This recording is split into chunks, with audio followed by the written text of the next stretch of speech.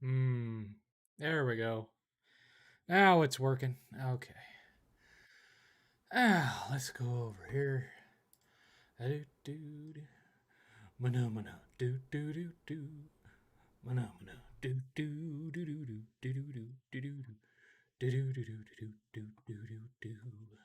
Mana mana. Do do do do do. Mana mana. Do do do do. Mana mana. Do do do do do do do do do do do do do do do do do do do.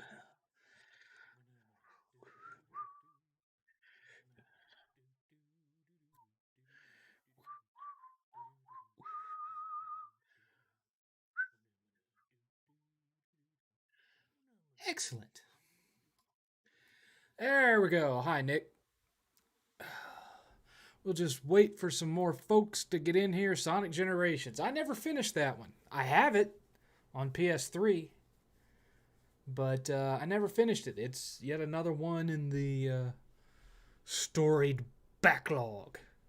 It's not just PS4 games. I've got a ton of PS3 and Xbox 360 stuff I haven't gone through yet too.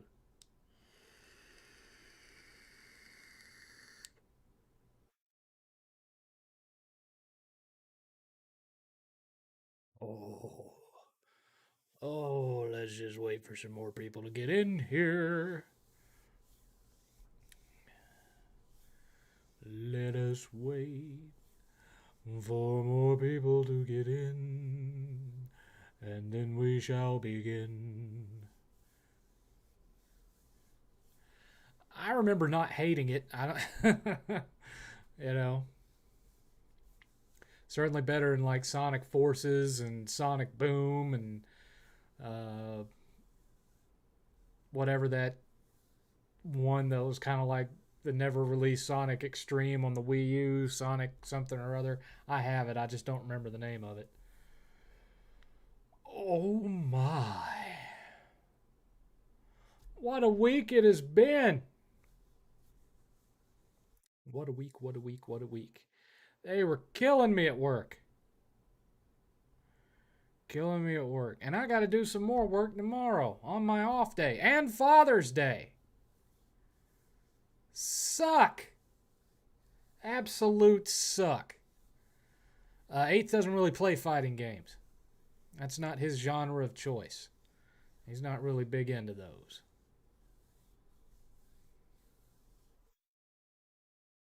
Not really into fighting games. I might have turned him off to him with the whole Mortal Kombat Scorpion thing. I don't know. He has a friend that's really into fighting games, and he's got a fight stick that his friend gave him. It's a nice fight stick, but he just hasn't quite got into him. I don't know why. That's just the way it is. That's just the way it is. 3 minutes. Where is everybody? Everybody taking their time to get signed in. Maybe it's because it's Father's Day weekend, so nobody's showing up. Or maybe because it's Juneteenth and you know, I've got more African Americans in my audience than I even realized. I don't know. I don't know what's going on today. I don't know.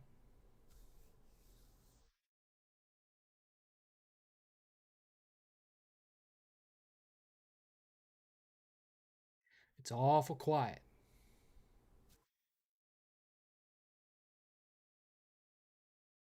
We got 3 minutes before we start, and I'm showing we only have two people watching this stuff.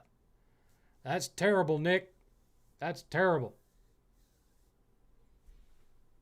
Not saying it's terrible that you're the only person that I'm actually having a conversation with. I'm just saying in general, it's terrible.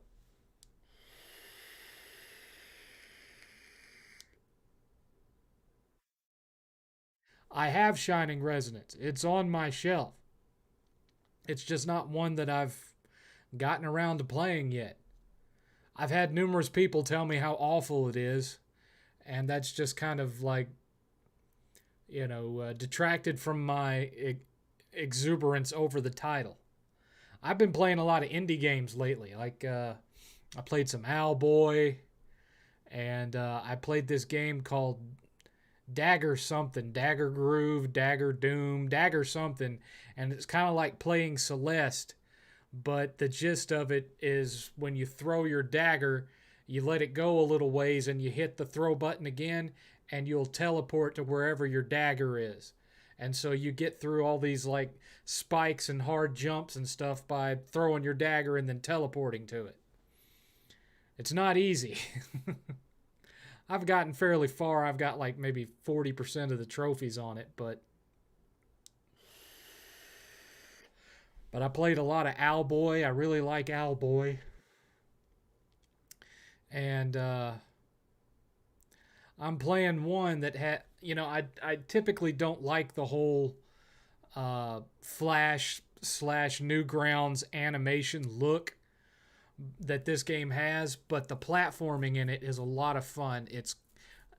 But it has this kind of uh, adventure time thing going on with it. It's called Adventure Pals, and you're this kid with a backpack that's got a giraffe in his backpack, and it's actually a lot of fun. I got it on sale, and as far as 2D platformers go, I've been having a good time with it. Anyway, it is Saturday. It is 6 o'clock, June 19th, 2021, and this is the 7th Cast. As always, I'm your venerable host, the host with the most, the man of the hour, the man of the power, too sweet to be sour, your friendly neighborhood 7th. 8th is in his room doing whatever the heck 8th does with his new puppy, who's now what? February to March, March to April, April to May, May to June, four and a half months. And I have been hard at work. Hard at work. They worked me to death this week. I am exhausted, but I am still here to entertain you. On Father's Day weekend, I did have a fan reach out to me on Twitter yesterday or the day before, wanting to know if I would be streaming since Juneteenth was now a federal holiday, and I've said before that I don't work on holidays. Well, here's the thing. I don't work on holidays where it gives me an extra day off.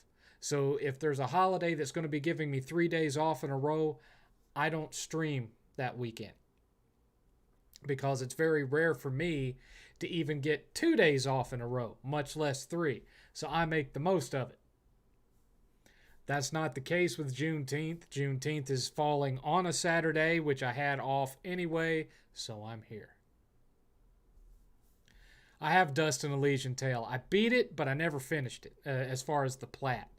Just way too much extra stuff that I was going to have to go do. That game is huge, and I just didn't feel up to trying to do all the extra stuff that was going to take to get the plat, so I was just satisfied with having beat it, and that was it.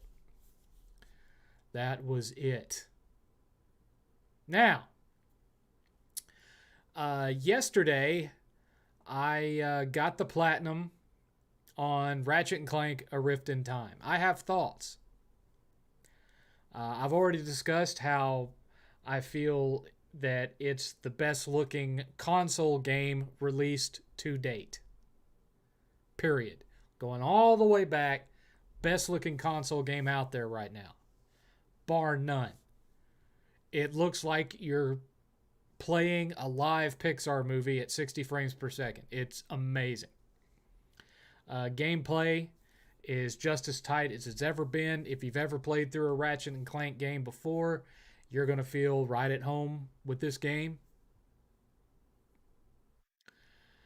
And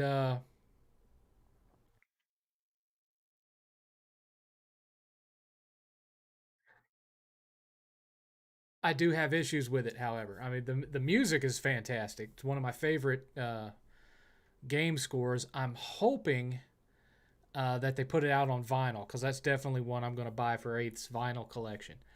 Um, I do have a few issues with it.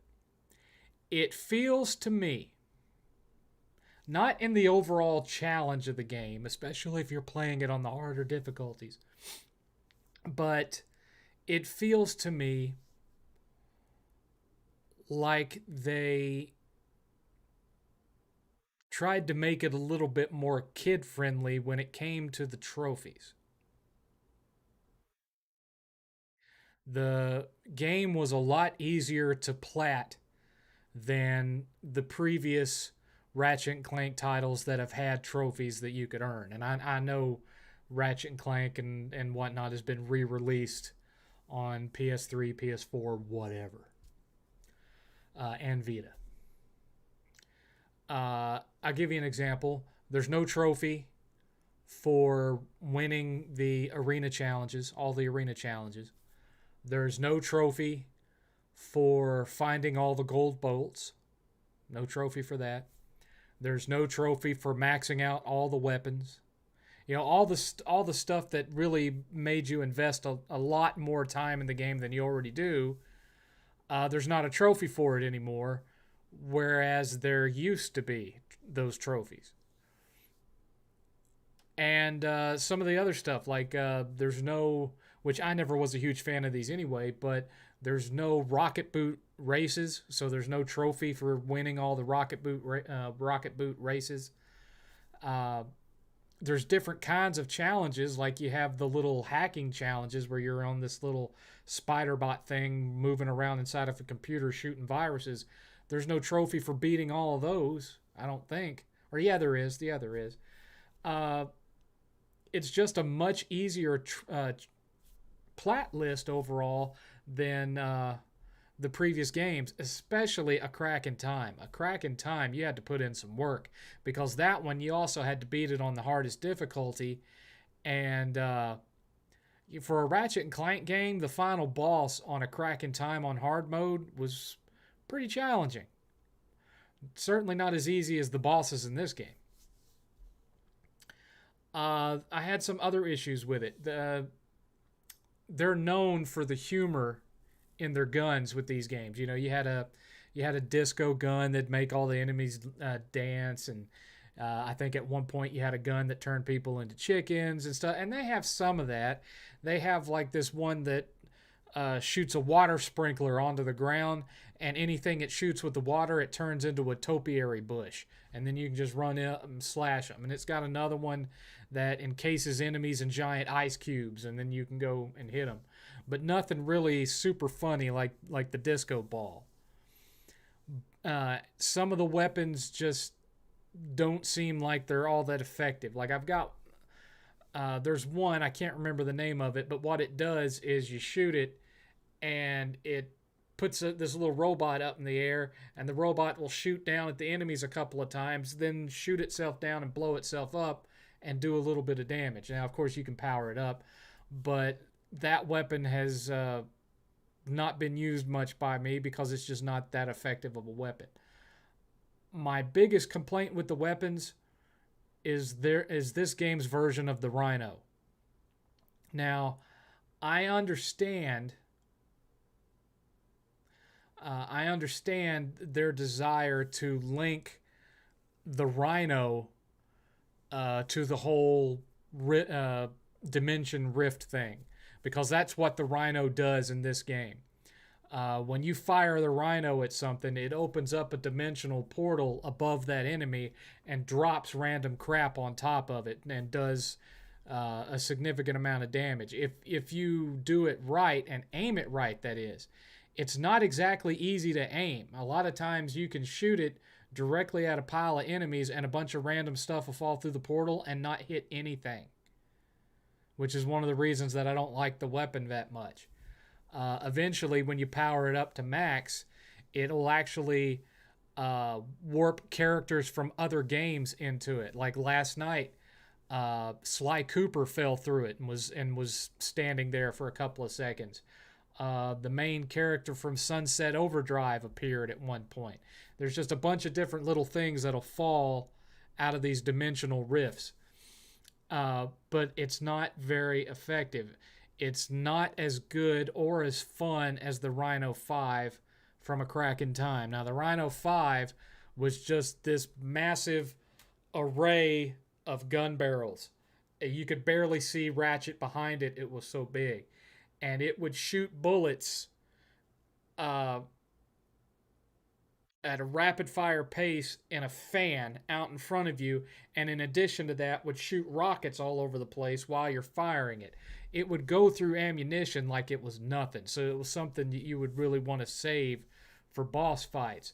And whenever you activated it and started firing it, the 1812 overture would play.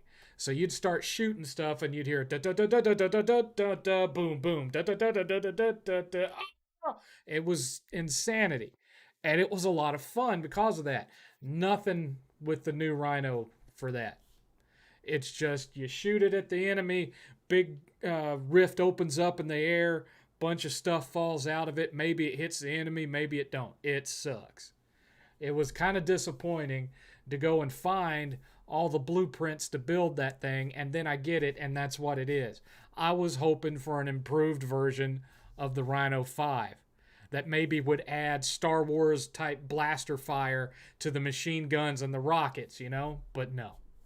They had to tie it into this rift stuff and make it into a visual joke with a bunch of Easter eggs that fall out, but it's not very effective as a weapon overall. Those are my issues with Ratchet and Clank. Is it enough to detract from the score? Whatever score I would give it? Not really, because they're more personal taste issues with me. It's not anything that breaks the game, because there is a gun that is similar to what the Rhino did, which is called the black hole gun or something like that.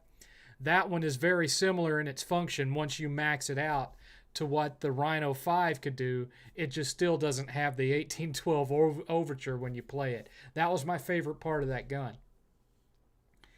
And so, these are personal taste issues, not anything that, detracts from the overall enjoyability of the game. Story is top notch.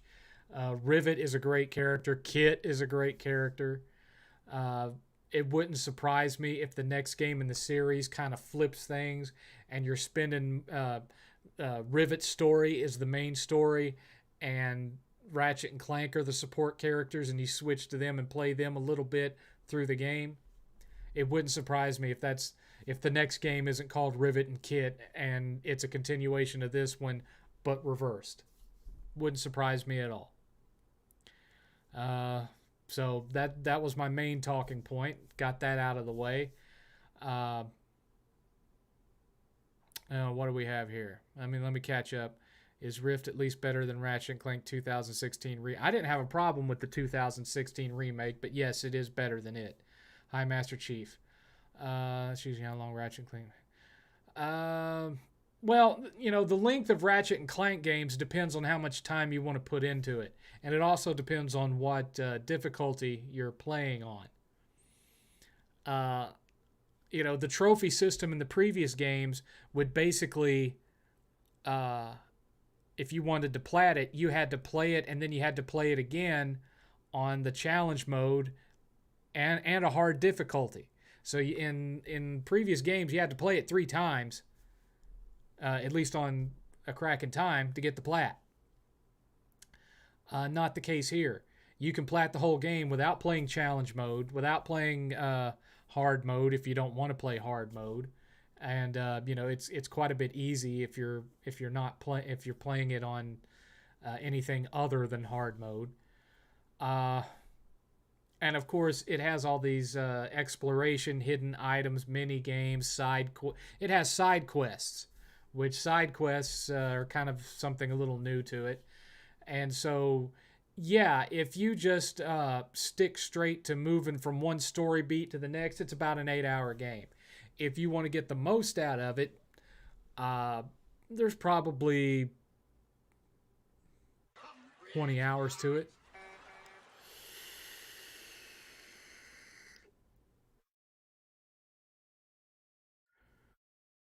A Crack in Time had some challenge. Into the Nexus was an easy plat, but A Crack in Time, there was a little bit more challenge to it because of that boss fight on hard mode. How did you play Ratchet and Clank so fast? Well, I mean, it came out over a week ago now. You know, it came out over a week ago.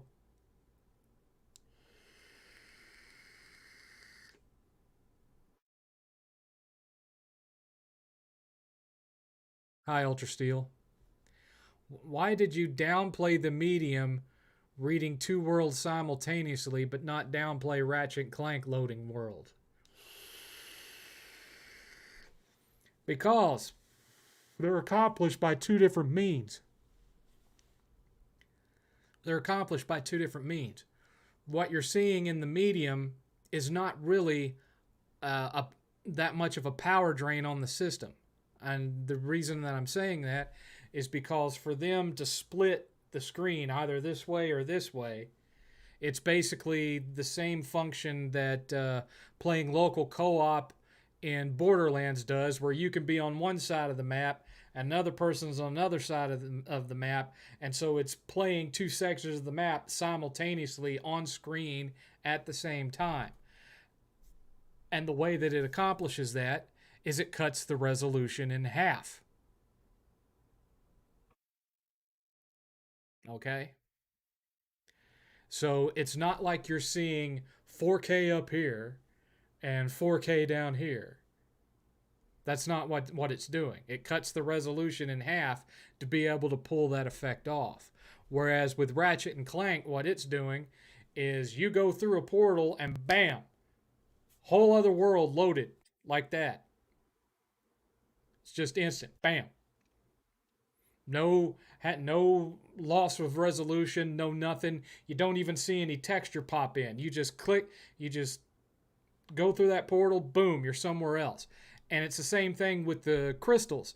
You hit the crystal, foo, different version of that world. Foof. Full resolution, full screen, all the effects on. And let's be honest, you know, the cutscenes in the medium look nice, but the actual gameplay doesn't look like anything that, you know, if it wasn't for the split screen, it looks like a last gen game. If not for the split screen effect.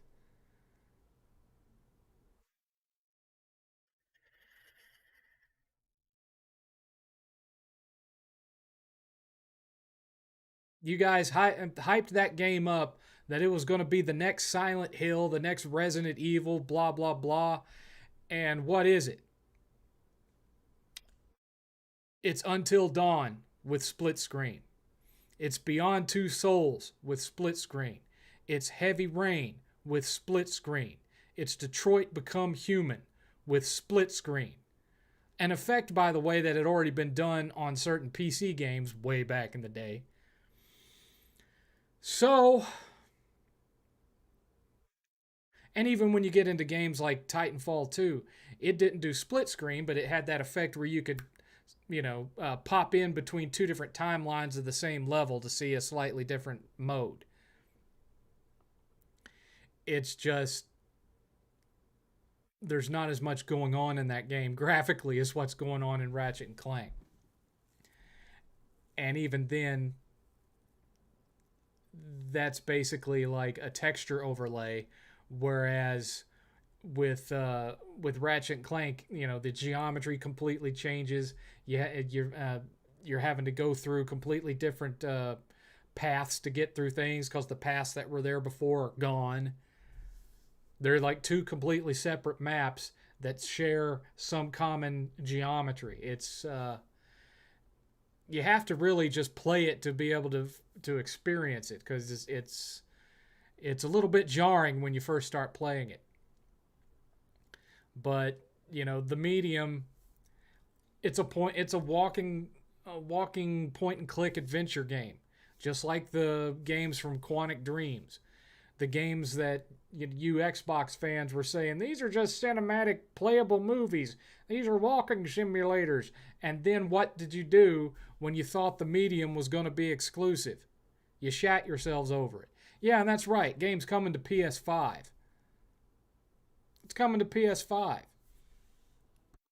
The weaker system can run it. No sweat.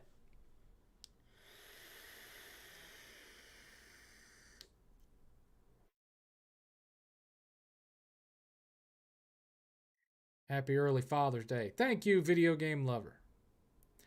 Side quests ran a crack in time, so that's not. Well, I platted a crack in time, what, 10 years ago? Something like that. I haven't played it in a long time. I'm 46. My memory ain't uh, sharp enough anymore to where I can remember every single detail of a game that I beat, 10, 11 years ago. Happy $10 from Enemy TV. Thank you for the $10, Enemy. It's not going to show up on the goal board there because you use Super Chat instead of the Streamlabs link. And you do a phenomenal job, sir. Thank you. Appreciate it. That is correct. Tomorrow is Father's Day. I didn't get anything for Father's Day because 8th doesn't have a job. That's why we typically don't bother to celebrate it. He doesn't have a job. It's not like my ex-wife's going to send me anything. So, just is what it is. It is what it is.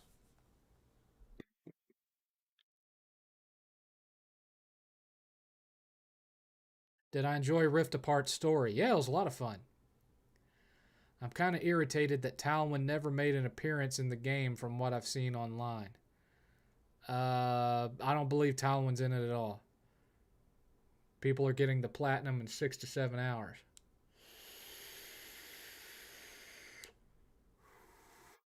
They're playing it on easy mode then. They're setting it to the easiest difficulty if they're getting it in 6 to 7 hours because there's some grinding involved in that game. There's a weapon that you have to perform so many specific moves with that weapon to get one of the trophies, and you have to max the weapon out before it has that particular ability. And so after you beat the game, most of your weapons, short of the ones that you really preferred, are not maxed out, so you have to play through the arena challenges or whatever over and over again to earn enough of the leveling the guns up and then earning enough crystals to upgrade them and so on and so forth. Now you do have to go into challenge mode to get the trophy for buy all the guns, but you don't actually have to play through challenge mode. It's like you start challenge mode and then you go through the little beginning scene, and the very first time you can get to a shop, maybe 5 minutes in, you buy the 2 guns and then boom.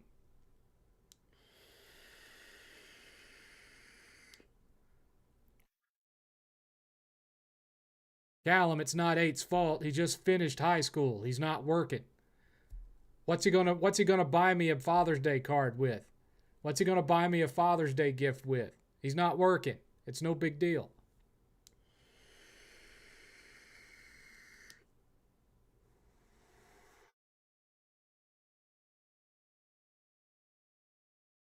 Don't worry about it. 8th is just an Xbox fan with a bumblebee up his butt about what I said about the medium. You know, it's you know what the medium made me think of the first time I saw this stunning split screen gameplay? It reminded me of espionage games that have been around for years where you aren't actually playing the characters on screen. You're supposed to be their commander, and you're sitting. Your display looks like all these security cameras, and you're watching all your different operatives on different screens. I can't remember the names of the games that I'm talking about, but there was like several of games of that style that came out over the years, and that's what it makes me think of. And you're having to, control all of them, tell them where to go, what to do, And this one has to go over and do this while this one's doing that to make a door open and that kind of stuff.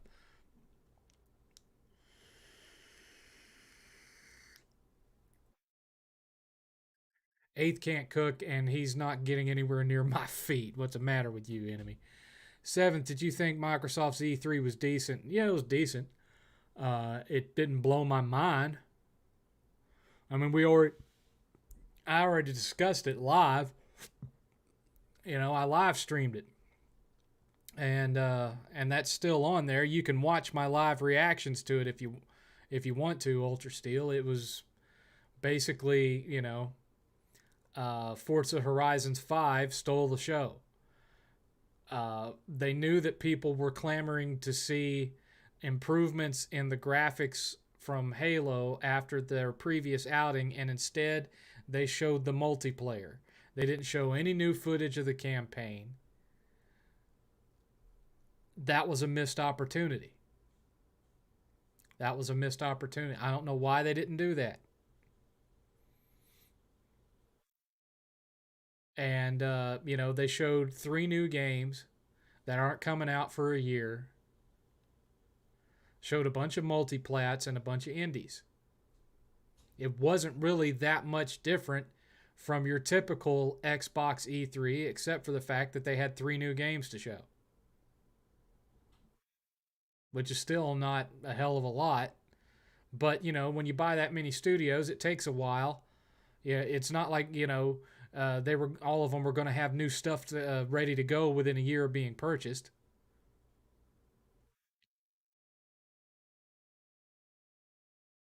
Have you heard of Scarlet Nexus? Yeah, Eighth gets his copy at like in a week, in a week or so. It's on its way.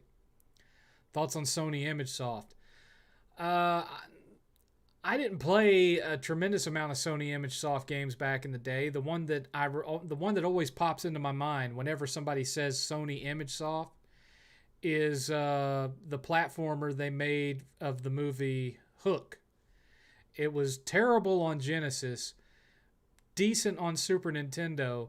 My favorite version of it was on the Sega CD because it had the film's original soundtrack on it instead of a 16-bit version.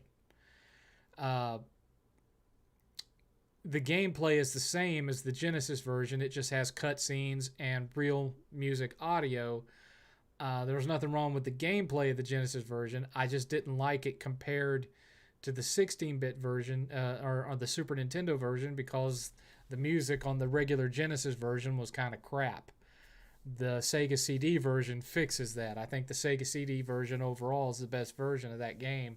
And it's a fun little platformer once you get used to how it works. I've beat it dozens of times. Let's see here. I want a reason to buy an Xbox, but they just won't give me one. I haven't seen anything. If Xbox Series X's were sitting on the shelf right now, there's nothing currently out for that system that compels me to have to go get it. There's no system seller. There's no must-have game. Now I would buy one to play Forza Horizons 5, but Eighth is the one between the two of us that's the biggest fan of that series, and he has no interest in playing it on Xbox because he's going to play it on his PC because his PC has a 3080 in it that destroys what the Xbox Series X can do. So, is what it is.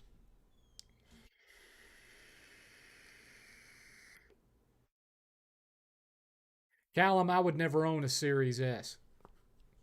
If a company has multiple versions of a console out, I'm gonna buy what the best version of that console is. If the PS4 and the PS4 Pro had launched simultaneously, I wouldn't have wasted my time with the PS4. I would have gone straight to the PS4 Pro. Same thing with the Xbox One and the Xbox One X. If they both launched simultaneously, I wouldn't have wasted my time with the Xbox One. I would have gone straight for the One X. And that's how I feel about the Xbox Series. The Series S is a weak version. And, if I'm going to invest in Xbox, I'm buying the best of what they got. I would own an Xbox Series X right now just to have it for the collection, but the only people that have them are scalpers, and I'm just not spending $750 and up to buy a scalped unit. If I can't find one for $4.99, I don't want one.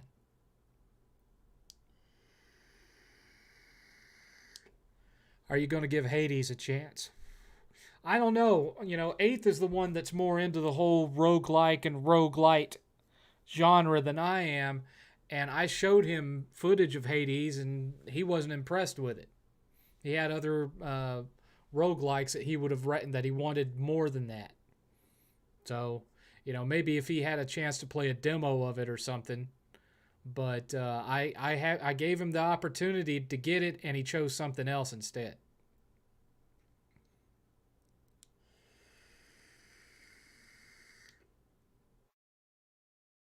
Thoughts on Nintendo's Direct? I'm excited about Metroid Dread, Metroid 5, but I'm not excited about that price. You know, $60 for a 2D game that looks like it would have run just fine on the Wii. You know, yeah, they'll everybody will run their mouth about paying $70 for Ratchet and Clank, but you know, $60 for a 2D Metroidvania that looks like it has graphics that are 2 generations old. No one has a problem with this. You're not going to have the same energy on that one. Hmm? When you have other retro style games coming out, Metroidvania style games that are $20, $30, $15, $60. Really? I'm just saying. Thoughts on Shin Megami Tensei 5? I don't have it. I haven't played it. Would 2D Metroid make you finally play your Switch? That's out of my hands. It's in 8th room. If I had my own Switch, it'd be a different story. I probably would have already spent a lot of time playing on it. Do we need another stimulus? Well, I could use another stimulus. I mean, it's not helping me keep my bills paid. I keep my bills paid as it is. But if they want to toss another $2,000 at me, I ain't going to complain about it.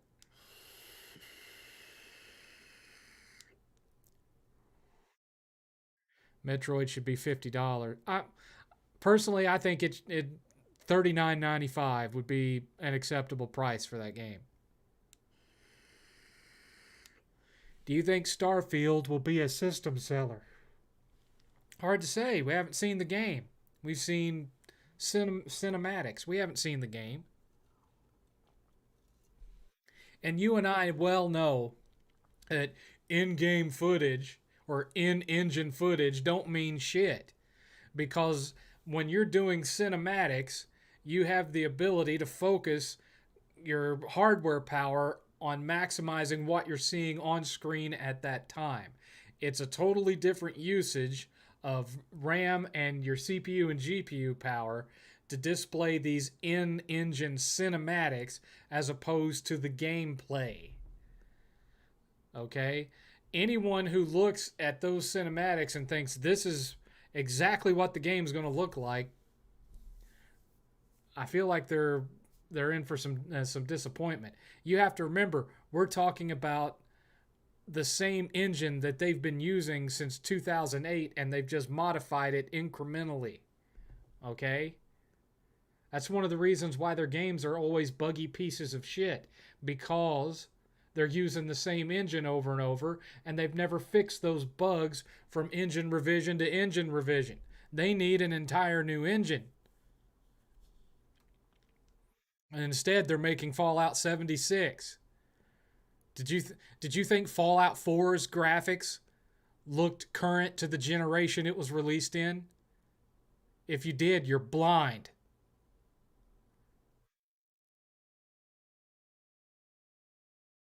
As far as I can tell from what little description we've gotten, it's, you know, Skyrim in space, but we don't really know. We don't really know. It could be an astronaut simulator for all we know. We don't really know.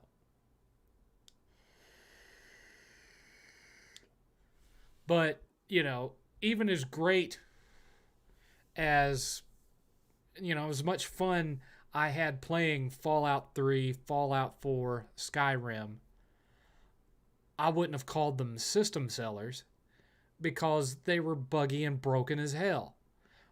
Being able to manipulate the bugs and the breaks in those games was part of what made them fun because you spent so much of your time laughing at what you were seeing. Owning id is a big deal. Owning Bethesda itself with, their track record, yeah, they sell units, but damn, the best place to play any Bethesda game is on PC. Why? Because the players mod the games to make them good. They're crap when they come out from Bethesda. It's the modders that make those games good. And that's kind of pathetic when you think about it.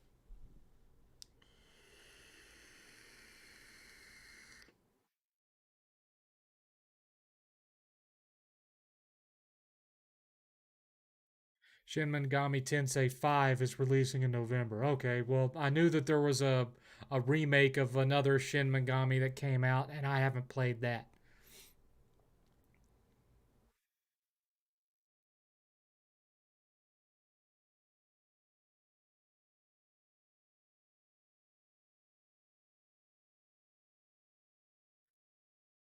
So, what else have I been playing? I've been playing a platformer called Adventure Pals, which has kind of an Adventure Time vibe, but it's a 2D platformer. I don't like the art style because it's got that Flash slash Newgrounds look, but the gameplay is tight. It's a fun 2D platformer. Uh, I've played it quite a bit today. Uh, there was another one, I can't remember the name of it, Dagger something. Plays kind of like Celeste, but your character has a dagger that he can throw. And if you throw your dagger and then press the throw button again, it teleports you to wherever the dagger is. So that's added to, how you traverse the levels. I love Owlboy. If you're a big fan of 16-bit, especially Super Nintendo era 16-bit, Owlboy is one you need to play. It's just fantastic. There's another one that was released by my former network, Screenwave. It's called Eagle something. I can't remember the full name of it. I've played some of it. I don't like it as much as Owlboy. I think Owlboy is a much better game. But that's what I've been playing. Once aside from platting Ratchet and Clank, I've been playing a lot of indie stuff lately. Is Skyrim unmodded worth it in 2021? Not really. I got kind of excited for the Super Monkey Ball collection. Really? Really? I think you can jump now in that game, which is kind of weird. The Redfall trailer looked okay. Redfall just looks like Left 4 Dead with vampires. Do you remember Daggerhood? Yeah, it's called Daggerhood. It's not that bad a game as far as that type of game goes. Now, I wasn't like a big fan of Celeste because I'm not a fan of the platformers where uh, traversing the level is more of an enemy than the enemies on screen are. Like Super Meat Boy, for example. I'm not a big fan of that style of gameplay because they talk about, oh, it's retro, it's retro. 8-bit platformers didn't play like that. Some of the PC stuff did, like N++ or whatever, but you didn't. go into a level of Super Mario Brothers where every wall was saw blades and every platform was saw blades, and you had to have precise timing to get through all these saw blades. That wasn't in Mario. That wasn't in any NES game. So calling that retro in its graphics maybe, but retro in its gameplay, no.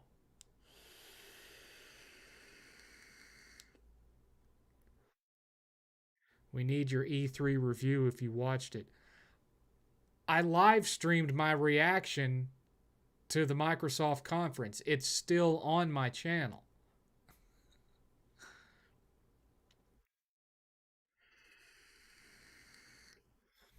Yeah, that's one thing about Daggerhood. It's a fun game and it's got a good level of challenge to it. It's just that you have to really want to complete the game for the challenge. It's not going to be cause the trophies because it's one of those Ratalaika games, so you don't even have to complete the game to plat it. You'll earn the plat way before you actually finish the game.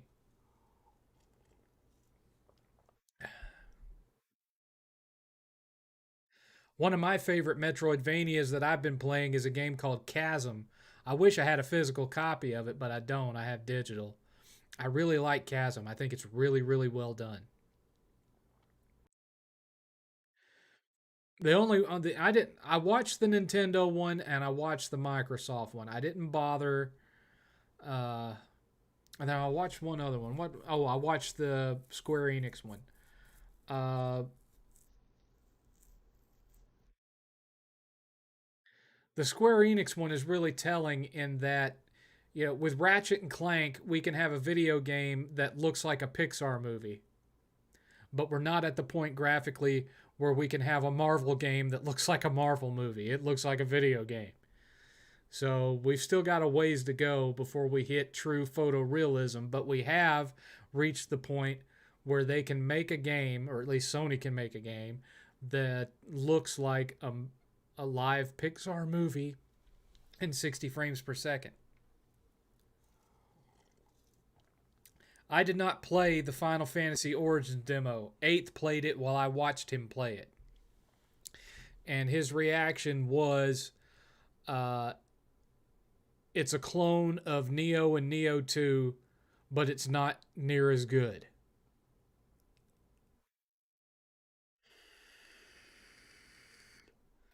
After playing the demo, he expressed a lack of interest in playing the whole game because he just felt that it didn't feel and play as good and look as good as Neo 2 did. That was his reaction.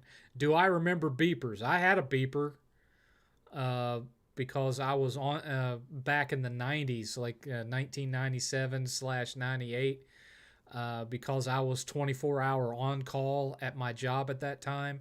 So they would page me on the beeper, and I'd have to call them no matter what I was doing or where I was at.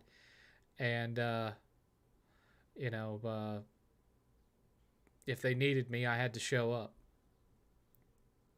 I didn't watch Capcom's. I'd argue that Ratchet and Clank reached Pixar quality during the PS3. I don't think so. I don't think so.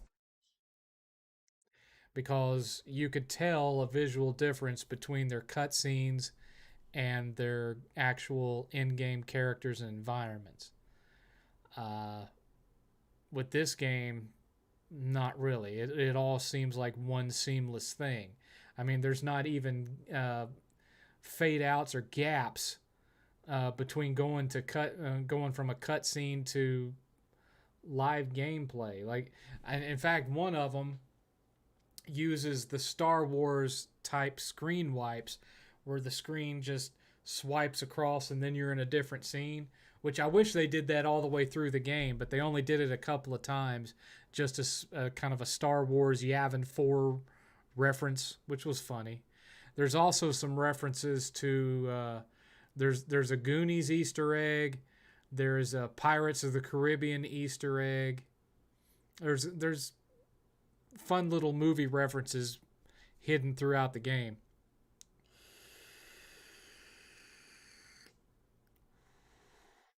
I'm not all that interested in Avatar because I played the last Avatar game Ubisoft made. I still have it on my shelf.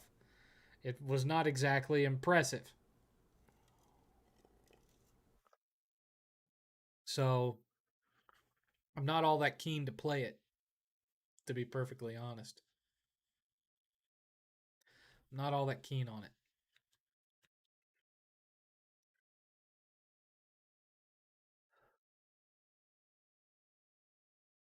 I played Maximo Army of Zen, amazing game.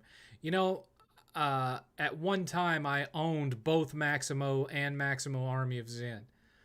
Um, I lost them in the infamous yard sale debacle of 2004, but I got Maximo back. I just haven't gotten Army of Zen back. I'm not going to buy it off of Amazon or eBay because I'll get screwed over on that deal. I'd rather find it out in the wild somewhere. Even at a con, I could barter and get I could haggle and get a better price than what I'd get on Amazon or eBay for it. I hope we get a Sony announcement soon. Well, the rumor is there's supposed to be some kind of presentation in a couple of weeks. We'll see. We've had insiders say that before. I've always been kind of I'll believe it when I see it out of any of them, whether it be Sony, Microsoft, Nintendo. How many times have we been told insiders say there's gonna be a Nintendo Direct next week? Nothing happens. Yes, I know, Callum. I know what they meant, Callum. Did you like Army of Two? Not especially. Wasn't a big fan of it. Didn't care for it all that much. Mm, mm. Now, as far as movies go, I haven't been watching a whole lot. I've mostly been watching those A&E WWE biography documentaries they've been doing. Like I watched Shawn Michaels and Mick Foley, Ultimate Warrior, Booker T, Brett Michaels, basically all the ones that they've put out. I watched one episode of that show where they're driving around trying to find historical artifacts of wrestlers, and I watched the one about Andre the Giant simply because it had a lot more photos and old footage of him that wasn't in their actual A&E documentary about him. I was completely clueless of the fact that at one point uh, he had wrestled in a mask in Japan. I remembered when he wrestled in the WWE in a tag team wearing a mask, and it was so painfully obvious that it was him, and that's kind of what made it funny. Was he kept saying, "Who I don't." Who is it? No, I'm not Andre the Giant. I've never met you before in my life. And, it was funny. But I didn't know that started as a Japan thing and then they brought it over. You lost a lot in the yard sale of 2004. Yes, my collection was bigger then than it is now. I had somewhere in the area of 3,500 games back then. And by the time that yard sale was done and I got back, all that was left was my Dreamcast and my PS2, part of my most of my PS2 collection. Some of it was gone, but all of my Atari consoles, ColecoVision, and television, all that stuff was gone, just gone. And then I got OG Xbox and GameCube for Christmas that year. Hi, Short Round. Are you watching the new season of Rick and Morty tonight? No. Eighth might. That's more his thing. Would you rather pass a kidney stone or go to a 24-hour Imagine Dragons concert? Gosh. That's a hard one because neither of those, I've experienced one of those. I haven't experienced a 24-hour Imagine Dragons concert. So I guess I'd rather pass a kidney stone because at least then I'd I'd be familiar with the hell that awaited me. The 24-hour Imagine Dragons is not something I'd experienced, so I'd be going into that one blind. But I've passed kidney stones before. It hurts and you bleed, and then it's over with. What's your thoughts on the Loki series? It sucks.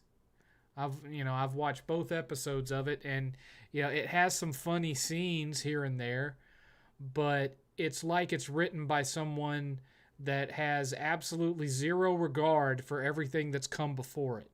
They have zero regard for who Loki was as a person in the previous stuff.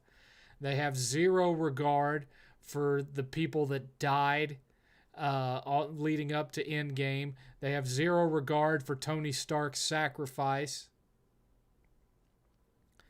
And it's all because they want their villains or their premise, the whole, time auditors or whatever they're called.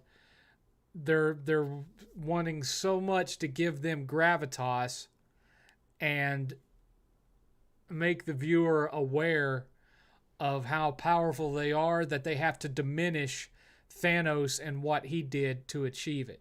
And that's why they have that scene where dude opens up the drawer and there's a bunch of infinity stones lying in there. Oh yeah, we use them as paperweights. Yeah, Tony Stark sacrificed his life for paperweights. That's what that show is telling you. So as far as I'm concerned, fuck you, Marvel. Fuck you very much.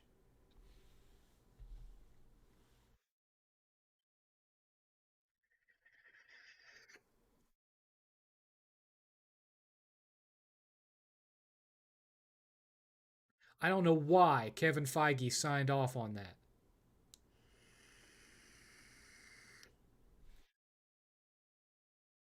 Are you talking about the comic books, Evil Otaku? I haven't read comic books in years. That being said, doesn't surprise me. What'd you think of Mortal Kombat 2021? Had some good individual scenes, but overall it was trash. It felt like a made for TV movie. It felt like something that would have, aside from its special effects, it felt like something that would have aired at like 2 in the morning on TNT 10 years ago. Thoughts on the Advance Wars 1 and 2 remake price? I have no idea what it's selling for. I haven't paid attention to that. I still want a Hulk film or a Hulk TV show with Red Hulk. I would watch that. I would watch that. Raymond, you can raise the stakes without diminishing the impact of previous events. They knew that no one was going to look at this time auditors or whatever it's TVA. They knew no one was going to look at that and see anything other than a bunch of bureaucratic nerds pushing paperwork.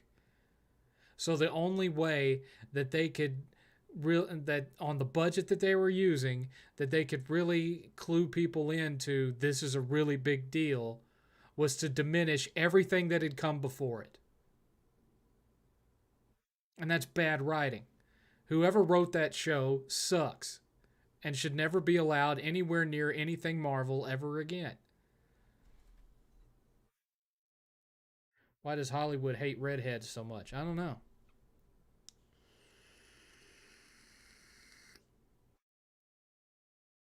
Well, I'm not a fan of Nickelback or Imagine Dragons, so that ought to tell you clean frame. Thoughts on Xenogears? Xenogears is a great game. I mean, sure, some of its religious connotations were edited out in the US version, but even with that, it's still a great game. That's a series that I wish had mainline sequels to it.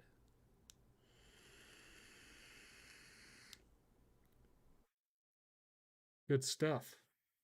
I still have it. It's sitting on my shelf right now. Sitting on my shelf right now. It's one of my rarer PS1 games.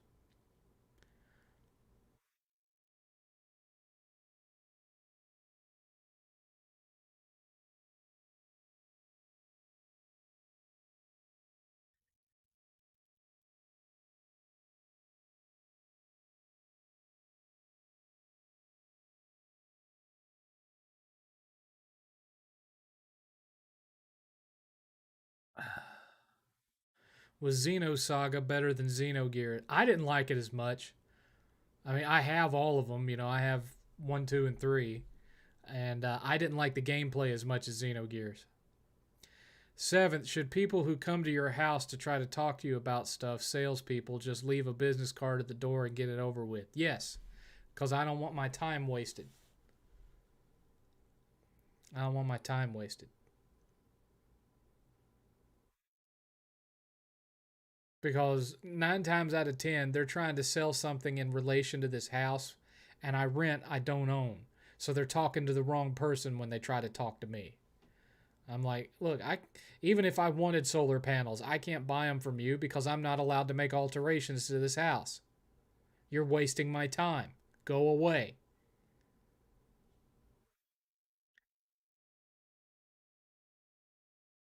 A lot of the time, I just look through the peephole, and if I see someone, trying to sell something, and I can usually tell, I just yell through the door, I'm not buying anything. Go away. I rent. I don't own. Leave me alone.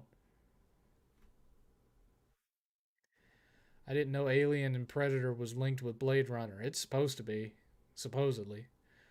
Thoughts on the GoldenEye 007 remake? Haven't they already done that once on Wii and then PS3 and 360? Thoughts on Wikipedia? Is it a viable source? No, it's not.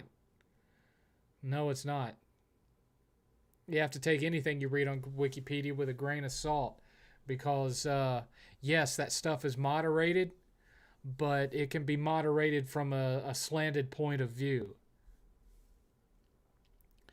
Do you think Horizon Forbidden West will take Game of the Year from Ratchet and Clank?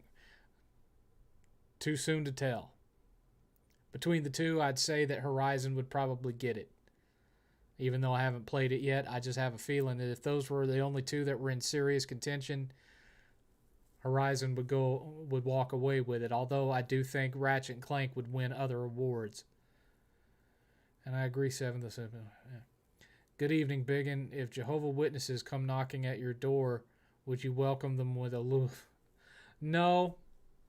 I've had them come to my door before, and I'd just tell them, hi, I'm a non-denominational Christian.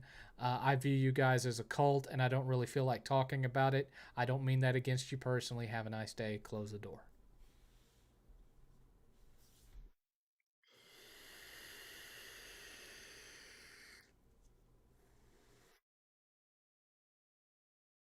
Same thing with the Mormons. And I have friends that are Mormons, that are Latter Day Saints. But I've had multiple conversations with them. I'm like, where are the golden plates?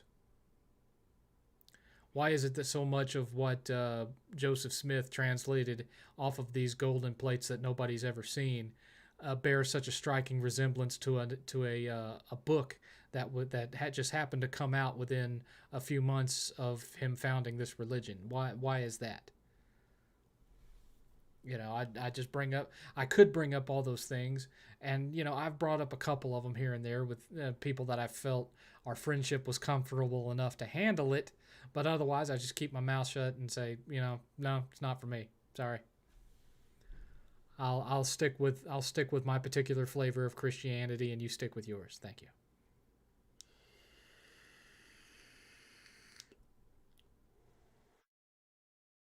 Never mind the fact that it basically, without them realizing it, retcons the New Testament, because the whole point of the New Testament was that due to his resurrection and due to his ascension to heaven, he was not coming back until the end times, and so it was up to the apostles to spread the message. So why is it that he's appearing to Native Americans and such? It's fan fiction. It's fan fiction. Of course, uh, people of the Jewish faith would tell you that the New Testament is fan fiction too. So it's all dependent upon your own particular point of view and what you have, your own personal faith. In the end, you know, you're not going to find out whether you were wrong one way or the other until you die.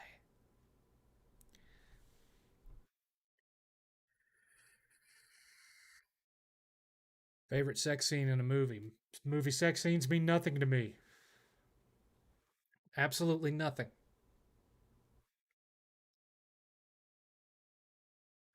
Because, and, I mean, sure, you had movies like Basic Instinct and stuff like that that showed more, that didn't have the stereotypical romantic love making scene, like, say, for example, Top Gun, you know.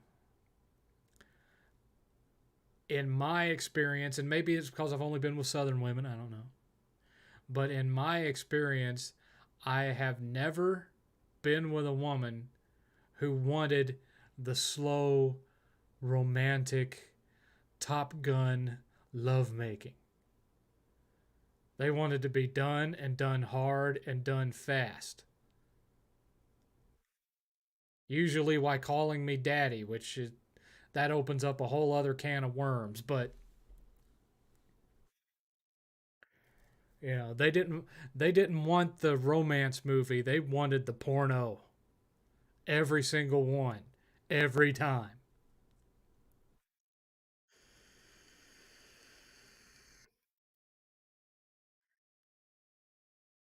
They didn't want to be lying on a bed of rose petals while we slowly made love. They wanted to be rammed through the back of the headboard every time.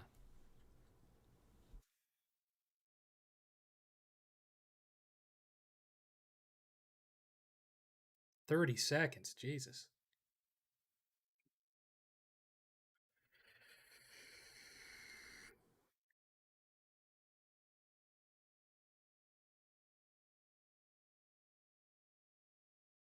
30 seconds. You spent a lot of time before you had your first experience, you know, uh, jerking the gherkin, didn't you? You know, you establish muscle memory when you do that too much in your youth. So then you get to the point where you're with a live, actual naked girl, and your system is so accustomed to, getting your end away as quickly as possible that's what happens when you're with an actual female. It's not all that good for you when you're a teenager to spend so much time cranking it, because then you get with a woman and you're a one pump chump. You're Captain Quicknut, and that's not a good thing for anybody. That takes all the fun out of it. Because, for a man, every sexual encounter is going to end the same way. Every orgasm feels the same. It's what you do before you get there that's the fun part.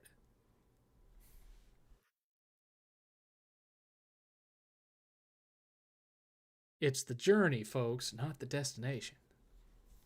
Because you know how it's going to end. If anything, the only uncertainty is where it's going to go. Where are you going to put it? it I always left that up to the female. I never was into the whole degradation thing of, I've I've been hammering away at you for an hour, and now I'm just gonna drop it right on your nose. I never was like that. It was like, if they had a preference, I would do whatever it was they wanted.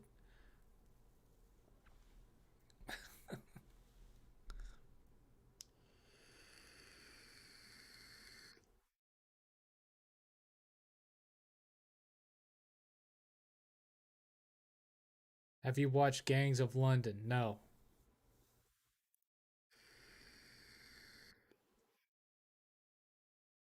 I think the longest session that I ever had was 3 hours, and even then, it wasn't because I was suddenly I just couldn't hold it in anymore or anything like that. It was that by that point I was getting exhausted and dehydrated, and my muscles were starting to cramp up. And so I was like, all right, we got to finish this.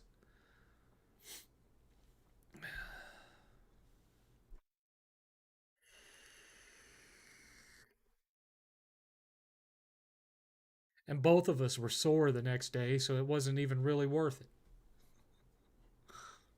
But at least I could say that I did it.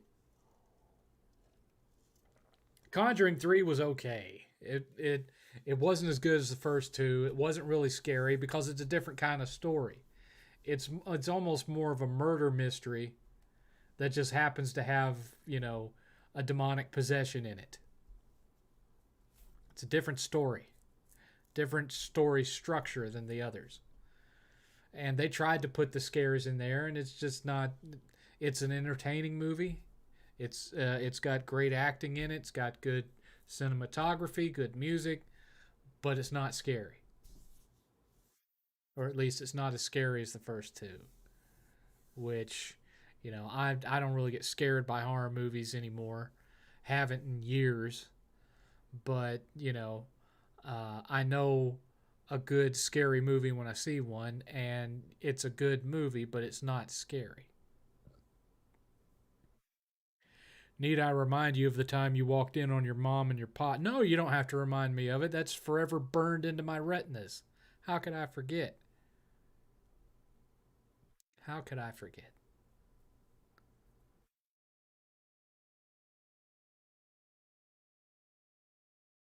Hi, 7th. Working on my plat for Ratchet and Clank. I'm surprised how good the story was. A lot better than the one from 2016.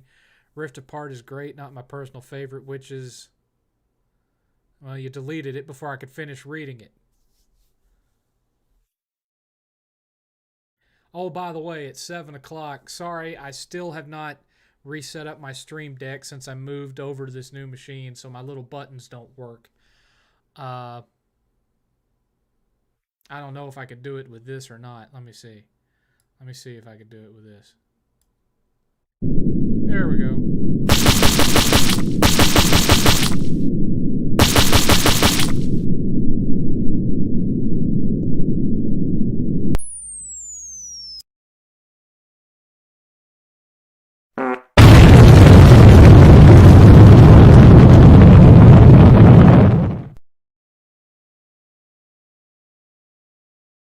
2 hours remaining. We have had $10 in donations. We are $40 away from the 10 o'clock goal.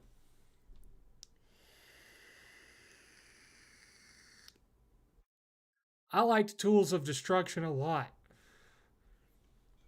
but it didn't have trophies. Uh, that was my big issue with it. Is it didn't have trophies. I loved A Crack in Time. I thought A Crack in Time was amazing.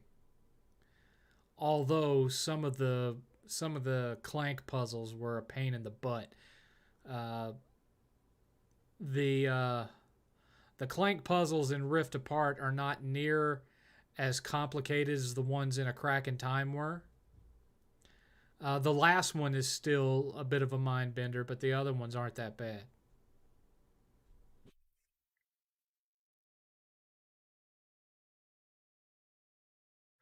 I know it's still loud.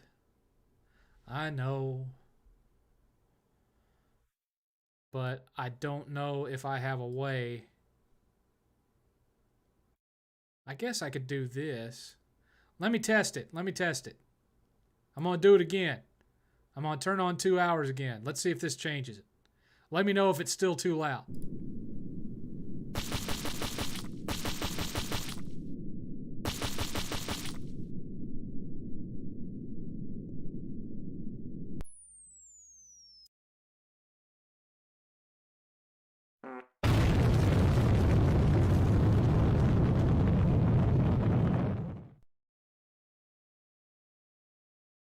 Was that better or still too loud?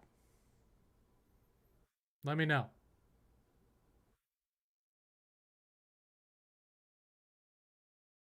Let me know. Mr. Mosquito, that was an annoying game. I didn't like it. Did you like Up Your Arsenal? Yeah, I loved Up Your Arsenal. Thoughts on Mr. Mosquito? Oh, I already answered that. Insomniac should remaster the future trilogy and give Tools and Quest for Booty trophy support. I agree. That would be a great move.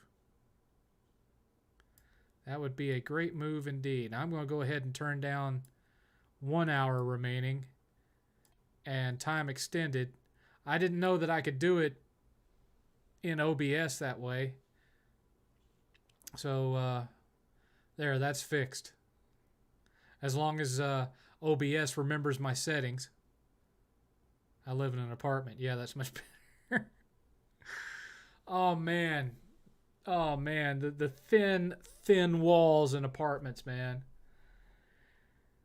God, I could always tell when my neighbors were having sex, and I'm sure that they always knew when I was. Like I remember after I got divorced, but before I hooked up with the second Mrs. Seventh, there was this other girl that I was dating briefly, and the first time that I went over to her apartment, we banged like nasty pigs, man, for well over an hour. And after I left, one of her neighbors came over and they were like, "Well, you had a good time, didn't you?" Because she was a screamer. And good Lord. Anyway, how hot is it down there in Texas? It's been over 100 a couple of days. Yeah, I haven't heard good things about the Lord of the Rings show either. Do you think if Sly returns, they should use the models they were going to use for the movies? Yes. And yes, I haven't seen Jack yet, but I've seen Sly Cooper in Rift Apart. Thoughts on the sixth generation of consoles? Okay, let me see here. So sixth generation would have been what, the PS2, Xbox, GameCube generation? Because we're on the ninth generation now, so 876th. Uh, PS2 was the best console at that period, not because of its power, but because it had the best library. There was a few games on GameCube I liked to this day. I don't have that many GameCube games, small stack about like that. I liked the Xbox better than the GameCube, but not as much as the PS2, because the PS2 had the games, baby. Especially when it came to Japan stuff. Because at that time, original Xbox had very little of from Japan on it. All the best Japanese games were on PS2. So you had, your Final Fantasy and your Devil May Cry and all that other stuff.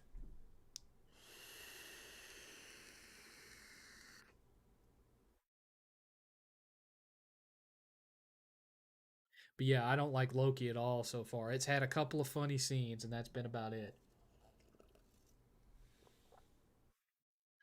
And the thing of it is even though those scenes were funny, they're at the expense of breaking the character of Loki. Oh, he's just a scared, insecure little boy who's acted the way that he is because he wasn't with his real father and he was jealous of his brother and didn't have his own identity, and so he crafted a. Why you gotta go and ruin the character like that? What's it really accomplish? He was fine the way he was, where he was just a guy that was conflicted between his love for his brother and his love for his family, with his true origins and his mischievous nature. But you had to go and mess with it and delve deeper into it, and now you've got a show that sucks. Congratulations to you. It's the Disney Star Wars movies all over again. They built this great thing with Marvel, and now they're screwing it up. I haven't watched Bad Batch, no, but I never was into Clone Wars or any of that stuff either. So Bad Batch means nothing to me. Oh yeah, to be sure, a lot of the games from the sixth generation have aged quite well. Not all of them, but a lot of them have. I will say this though, uh, that supposed sequel to Brave Fencer Musashi was a piece of crap. It didn't look or play anything like the previous game. I don't know if it was made by the same people or if it just happened to be another game that had the name Musashi in it, but it was garbage. Oh my god, that game was terrible. Absolute horse pucky.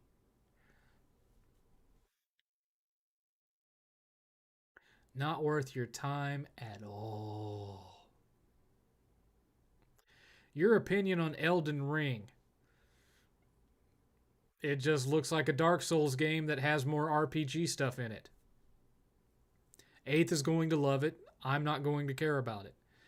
Had to get my PS5 replaced because I had a day one unit until last week. The disk drive stopped working. Called Sony, replaced within 7 days. Part of me wanted the original console fixed because it's a day one unit. I haven't had any issues out of mine. Not a one.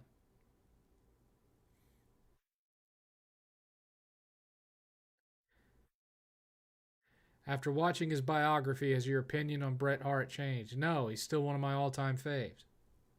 He was bland on the mic, but as far as his personal integrity and everything, aside from his infidelity, uh, he was about as good gets. Certainly didn't deserve what he got. Yes, it is the tradition that when you're leaving the company that you drop the belt. But he had serious issues, warranted issues with Shawn Michaels, and Vince McMahon could have just as easily had something done, some worked gimmick where suddenly Shawn Michaels was injured and couldn't wrestle against Bret Hart, and just put Undertaker in there instead. Bret Hart would have dropped the belt to Undertaker in a heartbeat. And then the very next night on Raw, Shawn Michaels could have suddenly come back from his supposed injury and beat The Undertaker for the belt, and there you go. And the thing of it is, they didn't keep the belt on Shawn Michaels that long anyway because he wasn't drawing money. He was injured and he wasn't drawing money. He was causing them all sorts of problems during that period because he was hopped up on cocaine and pills and booze and everything else. And so they couldn't wait to get the belt off of him once they had it on him. So they ended up, screwing over Bret for nothing. All it did was cost them money.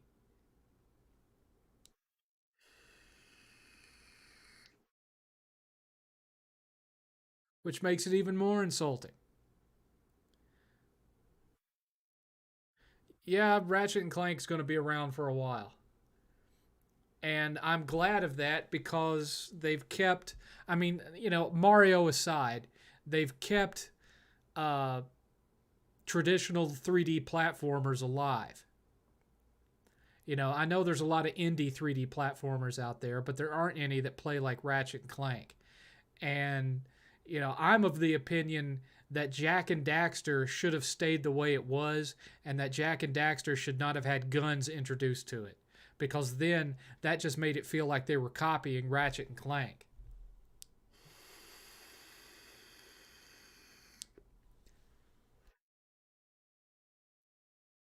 I think I would have liked Jak 2 and 3 a lot better if they hadn't incorporated guns into it and just kept it as melee attacks.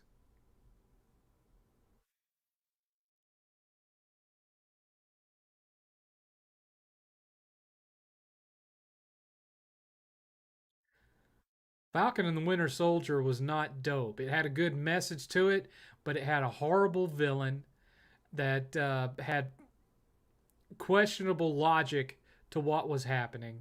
It felt like a small story. It didn't feel, big and epic. It felt like what it was, made for TV, and it felt smaller than it needed to. It needed to be big and epic in scope, and that's not what you got. Instead, you got this small skirmish stuff.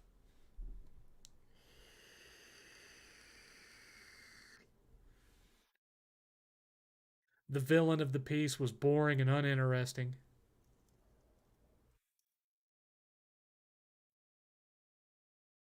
It just wasn't what it needed to be. And it wasn't because of the message of it. It wasn't because of the core story of it. That being the story of Falcon coming to terms with accepting the role of Captain America, but going to accept it his way and on his terms. That part was good. but he had a lame villain to fight against and a lame story to that was working alongside his story throughout the plot.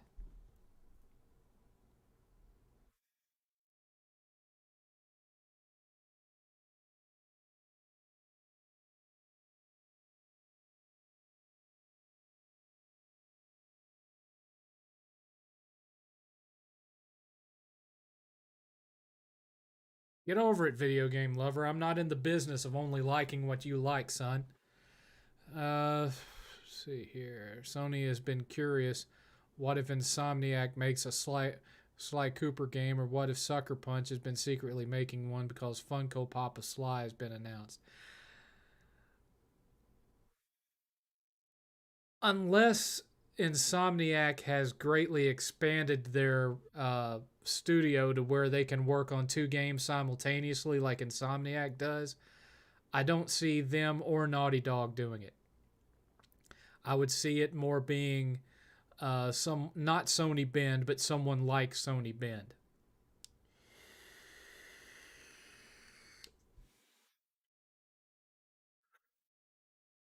If they were going to bring it back. I mean, there's definitely a market for it, and the success of this game is just going to put more of a demand for it out there. So, it wouldn't surprise me at all to see Sly make a comeback. Although, I know the Sly Cooper games have always been about stealth, but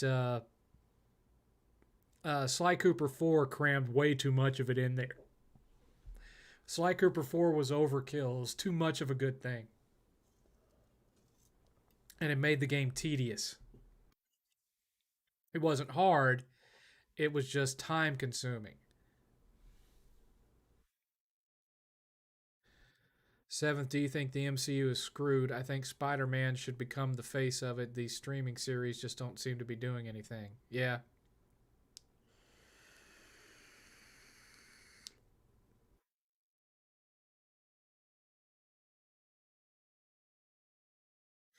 You know who the U.S. agent, the new Captain America who became U.S. agent by the end of Winter Soldier. You know who he looks like? When I first saw him in the mask, I thought he was that dorky guy that was a side character in The Office. You know the one I'm talking about? He showed up like a couple of seasons in, and he was kind of this dorky dude with a hooked nose that worked in the back. That's who I thought that actor was when I first saw him in the mask. And of course, he took the mask off, and you know, his face just wasn't built to wear that mask. Have you seen Jujutsu Kaisen? No. Sony will likely push Astrobot. I hope so. Astrobot was good. Uh, if all you've ever played is Size Matters, then you haven't really played Ratchet and Clank, because Ratchet and Clank is just not the same when you don't have dual sticks.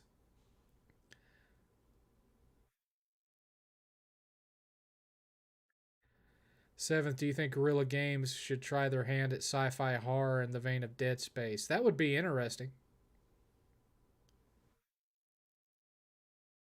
What do you think about all the blue box drama? I'm curious about it. I mean, it certainly seems like this is something we've seen before. When I started seeing all the stuff that was coming out about this blue box games, the first thing that I thought of was the Moby Dick games and their new game Phantom Pain. It's just like that. It's almost the exact same situation. So I'm very curious about it. I would suspect that Eighth probably has more to say about it than me because he's bigger into Silent Hill than I am. But did I ever play the SOCOM games on PSP? I was never into SOCOM. Like I've said before, I'm not into stealth, and I'm not into military shooters. Seventh, do you have a favorite cereal? Oreo O's. It's just that I'm not really allowed to eat it anymore because it's got so much damn sugar in it. There are rumors that Sony Santa Monica is doing a sci-fi game. Yeah, and there's rumors that Naughty Dog are working on a fantasy game that has dragons and stuff in it. Who knows? I know that Sony Santa Monica was working on a sci-fi game prior to going back to God of War, and for whatever reason, it got canceled. Maybe after God of War, they decided to pick it back up and they're working on it in tandem to working on Ragnarok. I don't know. I get this work. The DualSense was used really good, well in Ratchet and Clank. Yes, it was.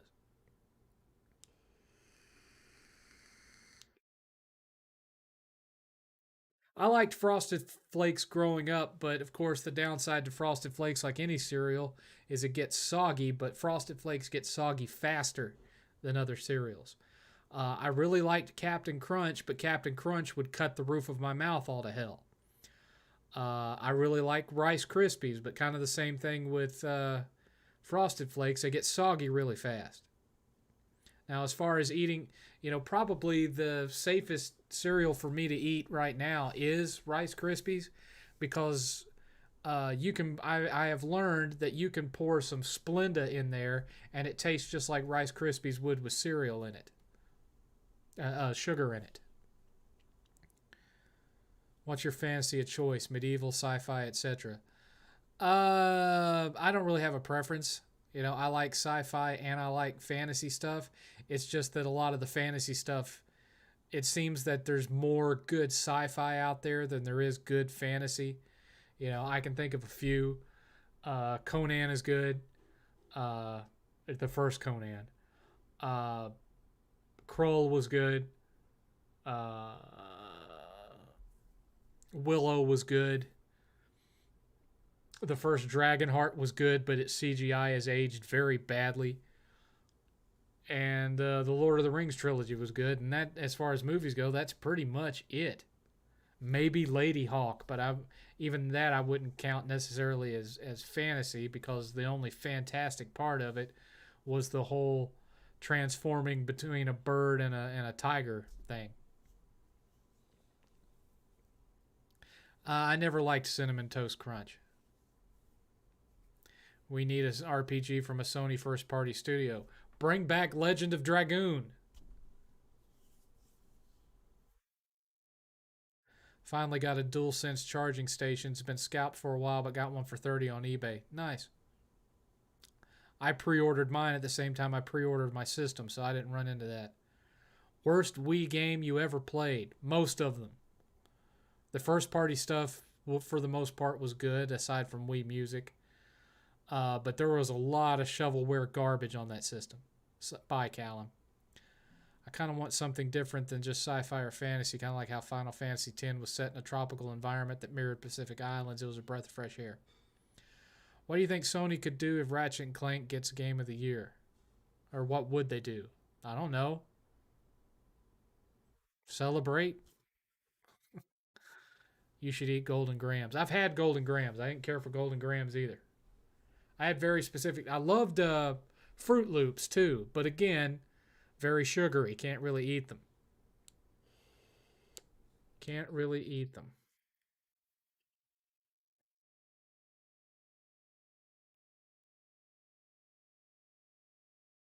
Although I didn't like. I loved Fruit Loops. Didn't like Fruity Pebbles because Fruity Pebbles were too tart. There was a lot of sour mixed in with the sweet, so I didn't like the flavor of them. Uh, Fruity Pebbles tasted like fruit striped gum with milk over it. I just didn't like it. Liked Fruit Loops better. But overall, my favorite was Oreo O's. I just loved Oreo O's, still do. I haven't had Reese Puffs. I think one of the worst cereals that I ever had in my life was one that wasn't around for very long. It was when I was a kid. It was called Smurfberry Crunch, and uh, it was like blue and red little uh, puff balls with little marshmallows in it, and it wasn't good. It had almost kind of a raspberry flavor, and it just wasn't good at all. Would I be excited for a Max Payne trilogy remake or remaster? No, because I only liked the first two Max Paynes. Max Payne 3 didn't feel anything like Max Payne 1 and 2 aside from the bullet time. It might as well have been a totally different game.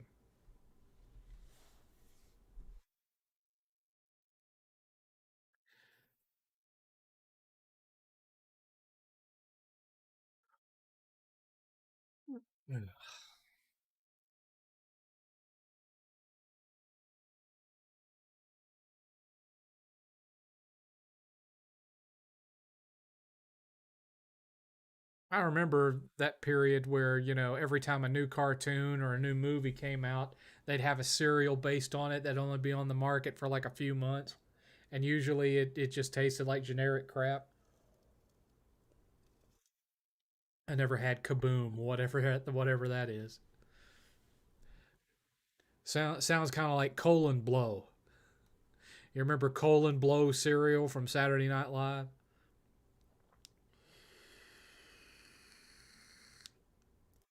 Metroid Dread is getting a lot of pre-orders. I might pre-order it. I haven't made up my mind yet.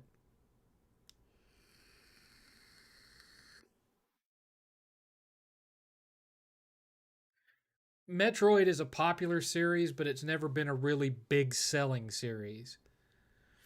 Seventh, can you see Naughty Dog making a vampire like game? Not really.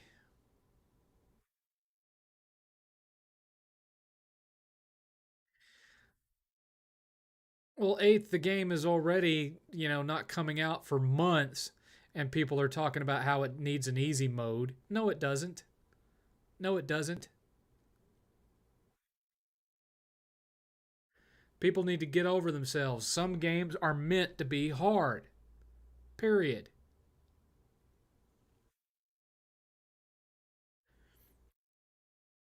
Let's all play chess with checkers rules because people can't remember how all the pieces move. Come on. Some games are meant to be challenging. Let's put out Rubik's Cubes where it's all the same color on all sides so someone can win. Stupid. Now, I'm not talking about people that are differently abled. You want to put accessibility options in the game? Fine. For people that have issues with color blindness and people that have motor control problems and all that kind of thing, fine.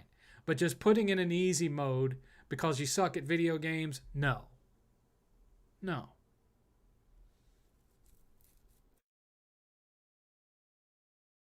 It's like going into an arcade and stepping up to Galaga, and you notice there's this new button on there labeled derp, and you press the derp button and 1 quarter equals 50 quarters for you because you suck at the game and they don't want to hurt your feelings.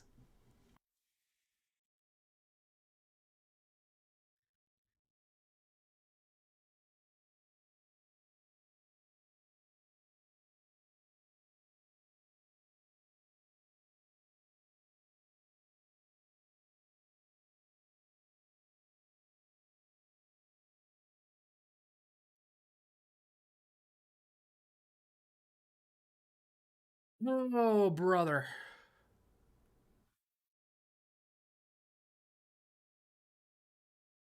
That made me seem like the grumpy old man. I'm a grumpy old man. I like things better the way they were. When I was a boy, we didn't have all these fancy smancy moving pictures. There was only one show in the whole town. It was called Stare at the Sun. You'd go out on a big hill in a hot day and you'd look up and stare at the sun till your eyeballs were on fire. That's the way it was, and we liked it.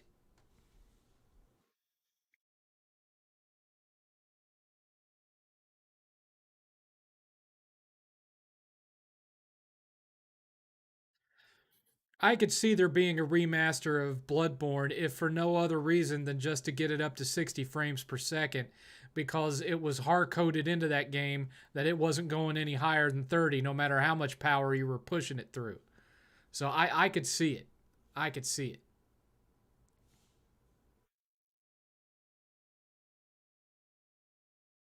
Have you checked your PS Vita collection lately? The post pandemic crisis has skyrocketed the price of some of these games. Memories of Celceta is selling for over $100. I have the collector's edition of Memories of Celceta for Vita. I have the collector's edition. I don't have Persona 4 Golden anymore. I only have it on PS2. The former Mrs. Seventh took the Vita version with her and left me with an empty case. So, but yeah, I've some of my Vita games are worth some bank. I don't know if I have my phone in here. Let me look. I already went over this last week. Where were you? But I'll go look at it again. Hip dip dooby dooby doo. Doo doo doo doo doo doo doo. Game eye. No, I do not want to create a restore point. No. Let's see here. Filter by handheld. Vita. PS Vita. Let's see. Army Corps of Hell, $11. Batman Arkham, $21. Blaze Blue, 26. Call of Duty Black Ops, 36. Danganronpa 2, $76. Danganronpa, $78. Demon Gaze, $34.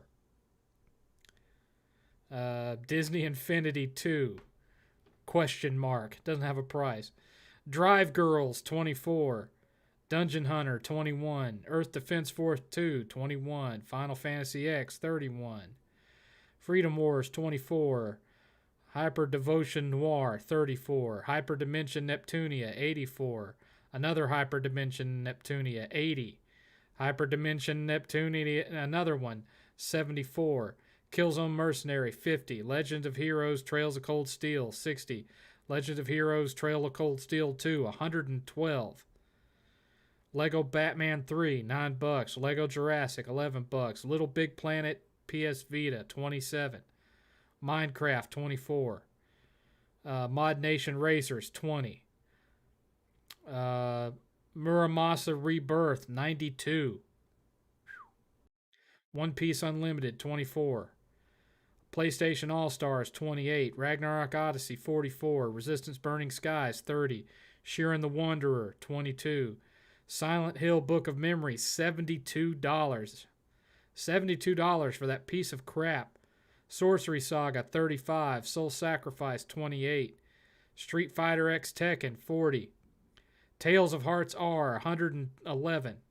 Terraria, 21. Tukiden, 28. Uncharted Golden Abyss, 44. Unit 13, 27. Valhalla Knights 3, 48. Ys Memory of Celceta, 51. According to this, complete in box is 51, but I don't think I have the collector's edition on my app. I think that's just for the standard edition. Those are based on, it pulls its prices from price charting, and price charting is based on records of retail sales. So, and it pulls from eBay too. I could see Demon Souls running at 720p on PS4. Yeah, and probably 30 frames per second too. How many Ys games do you own, 7th? Well, I have the original Ys on Sega Master System. I have Ys 3 on both Super Nintendo and Genesis. I have Ys Memory of Celceta on PS Vita. I think I have at least one Ys game on PSP. I think. I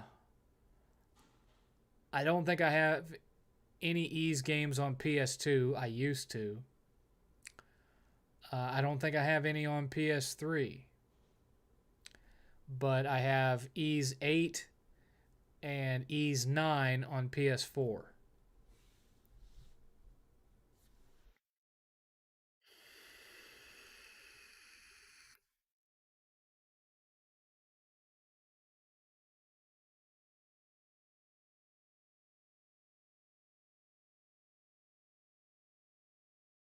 So, I mean, I can double check. I can double check. I mean, I got the thing open here. Might as well. Refine by handheld. PSP. Apply. Let's see if we got any Ease games for the PSP. Yes, I do. I have one Ease game for PSP. Ease Arc of Nepishtim. Don't think I have any for PS2. I used to. I used to.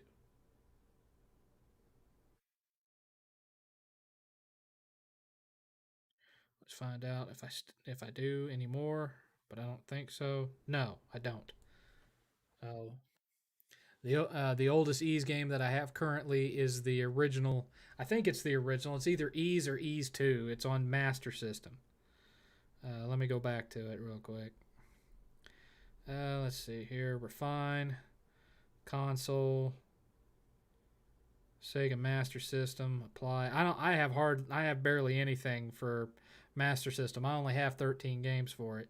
I have Double Dragon, Ghostbusters, Govelius, Miracle Warriors, Montezuma's Revenge, which is worth $100 now, Outrun Quartet, Rambo 2, Rampage, Rostan, Time Soldiers, Transbot, and yeah, the original Ease, which is $80. That's not that's not the full list though. That's not the full list because I also have I have one of the I have the original Fantasy Star on Master System too, and for some reason it's not in there. I must have forgot to add it. I already have Ease 9. I have Ease 9. I just haven't played it yet. I have it on. I just said that I have it on PS4. I have Ease 8 and Ease 9 for PS4.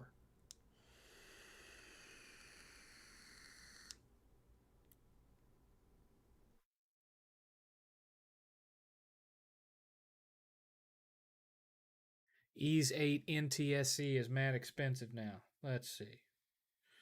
Let's see if that's correct. Let's see here. Find by console, Sony PlayStation 4. Apply. Scroll all the way down to the bottom. That's going to take a while because there's almost 300 of these in here. Let's see. Currently, Ease 9 is complete in box, is running 48. Hell yeah, Ease 8 complete in box, $106. Wow. Who knew?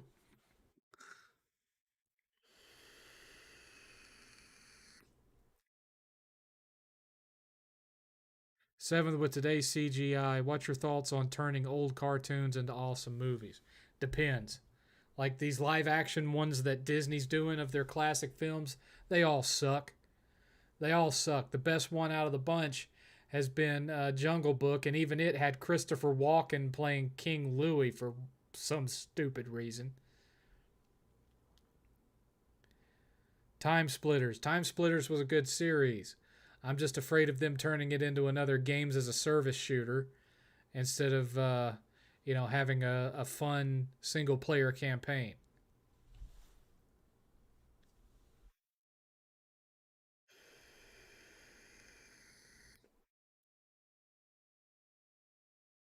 Oh, and I had yet another person ask me recently why I haven't been on Solid Rev's podcast since he brought it back.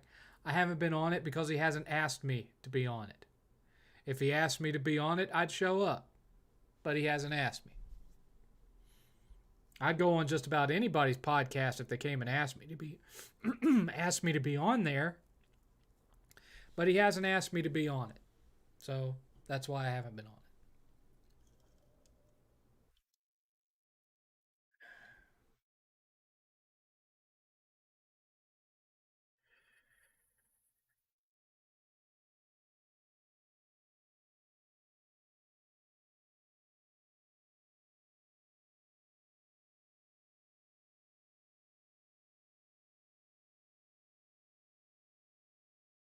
It would be nice if Sega remastered or remade the old Fantasy Star and Shining Force games. Well, they turned Fantasy Star into Fantasy Star Online, which it was a fun series, but it wasn't Fantasy Star. You know, it wasn't as fun as the original games, in my opinion, because it was a totally different type of game. They did the same thing with Shining Force in the PS2 era. They brought Shining Force back twice on the PS2. Neither of them were strategy RPGs, and they both sucked. You had Shining Force Neo and some other one, and both of them were terrible. Made you wonder what Sega was drinking in the that generation of gaming.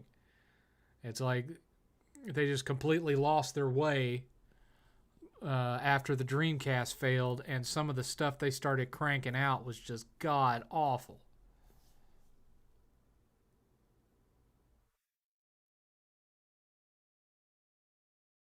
All right, all right, all right. Metroid Dread, Metroid Dread, Metroid Dread. Fine, okay? Fine. Guys are killing me. Give me a second.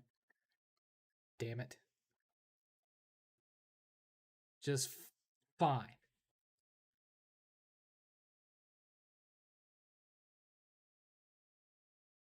Just give me a second.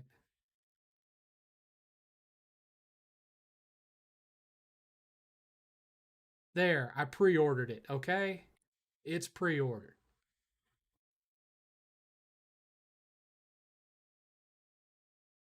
It was only the special edition that was sold out. They had apparently plenty of pre orders for the regular one. And what does the special edition come with? A book, a soundtrack, certainly not an awesome statue of Samus or anything. Shit, the collector's edition of Biomutant puts the special edition of Metroid Dread to shame. Capcom should revive Mega Man Legends. Mega Man Legends with modern mechanics would be interesting, yes.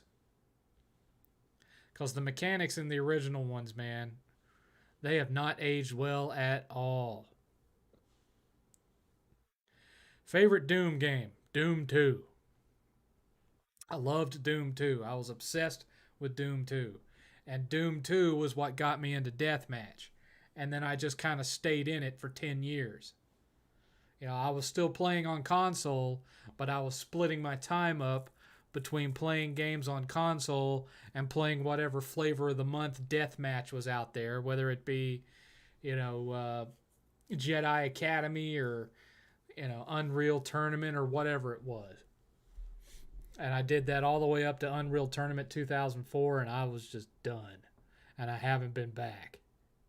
I've dabbled a little bit just in reviews. Like I played a little bit of the multiplayer when I reviewed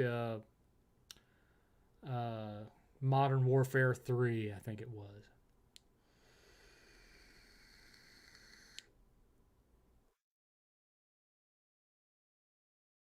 I was surprised Langrisser 1 and 2 got remade. I don't think I even played that one when it was originally out. I have zero interest in amiibos. Like none.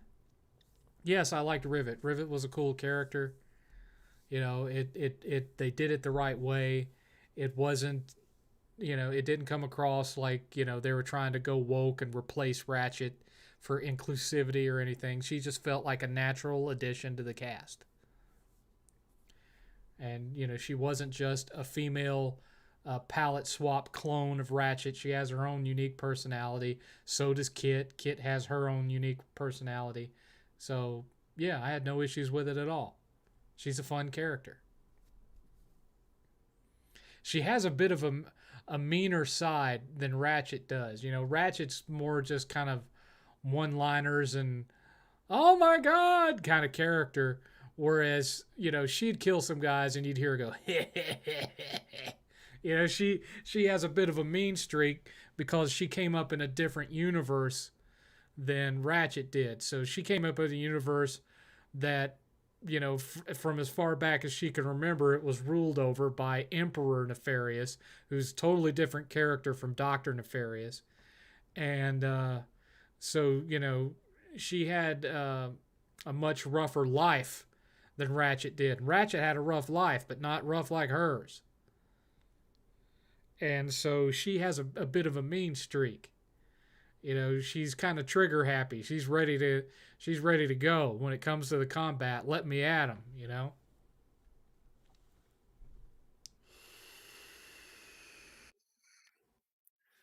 I recently sold my copy of NCAA Football 14 for 80 bucks. You want a quick laugh? Check out how much it actually goes for. That's crazy. I don't remember the current dollar amount, but I heard that it was on up there. Ratchet used to be mean in the first title. Not like this. I know what you're talking about, but not like this. This is a little different. This is more like she has a certain piece. If you've ever watched the Police Academy movies, there's a little bit of Tackleberry in her that's not in Ratchet. You know, Ratchet fights because he feels he has to. She more seems to fight because she really likes it. And she has to.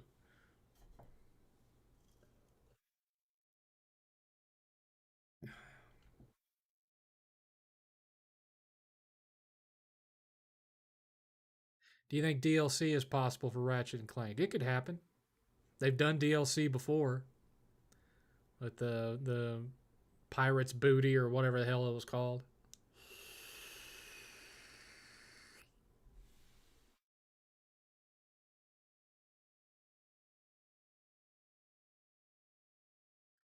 Yep.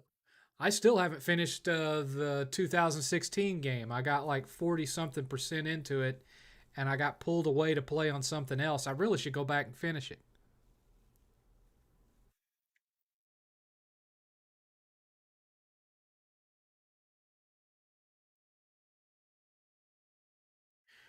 Ratchet was a little bit more sarcastic in the first game, but I wouldn't say he had like a vindictive streak to him like Rivet does. He was just kind of more smart alecky than he was in later games. I have 3D dot game heroes. So do I. NCA 14 is selling for 150, but it's such a novelty item. I think only hardcore collectors buy it because it's hardly worth playing. True, it's purely because of the rarity. And you know, I have some games that I think suck, but I own them because they're rare. But I wouldn't pay $150 for an old ass NCAA basketball game. I wouldn't do it. Working on the platinum of Ratchet and Clank's not that hard. No, it's not. They made the plat a lot easier this time around than in the previous games, because like I said earlier in the podcast, you don't. There's not a trophy for collecting all the gold bolts. There's not a trophy for beating it on the hardest difficulty or even beating it on challenge mode. They took a lot of that out going from a crack in time to this. And it's been so long since I've played into the Nexus. I can't remember what its plat was like, but crack in time, you had to put some time in. There's not even a trophy for winning all of the arena battles. Watch everyone getting hyped about this new Silent Hill game being nothing but an indie game. Well, we don't really know. Like I said earlier, this whole blue box thing, it reminds me a lot of what Hideo Kojima did with the whole uh, Moby Dick games, making a game called Phantom Pain. And they were denying that they had anything to do with Metal Gear or Kojima and all this stuff. Yet they kept dropping all these clues that it was Kojima and Metal Gear. And then what did it ended up being? It ended up being Metal Gear and Kojima. And this feels just like that. It could just be a crappy indie game. We'll know soon enough, I guess. But this is something that Hideo Kojima has done at least twice before. He did it with PT and he did it with Phantom Pain. Created a fake company and then, revealed after the fact. And then they said that it's going to have a playable trailer, an interactive trailer, just like PT was. just like PT did. So there's a lot of weird things where, yeah, it could be some wacky little indie studio, or there's a lot of things that kind of make make me suspicious that it's Kojima pulling his old stunt again. No, they didn't take out gold bolts. There's just not a trophy for earning all of them.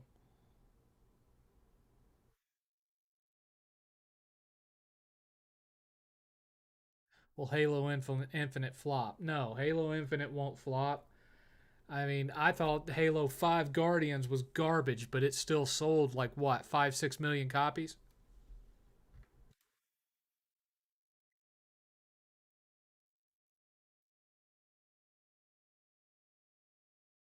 There are people out there uh, that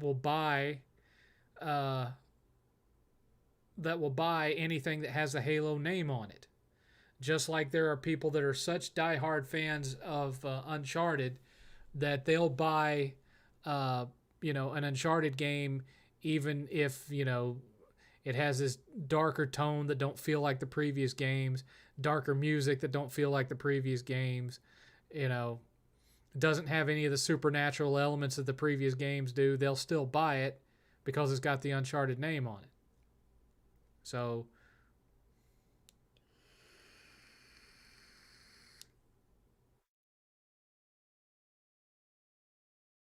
Folklore, 3D Dot Game Heroes, and Puppeteer, the holy trinity of coveted PS3 games. I have all three of those. Last time I checked, though, Folklore was worth money, but it wasn't worth the kind of money that it was a few years ago. A few years ago, it was way on up there. And then all of a sudden that changed. I don't really. Let me go look. Let me go look.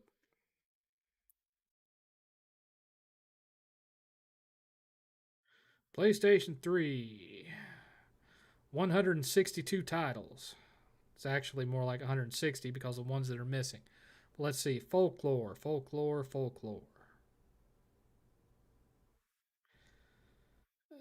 Folklore, $76. It used to be well over 100 at one point. Like way on up there. 3D Dot Game Heroes is 3D Dot Game Heroes has suddenly dropped in price. It was like over 100 last week, and now it's $66. I don't know what happened there. And what was the other one? Puppeteer.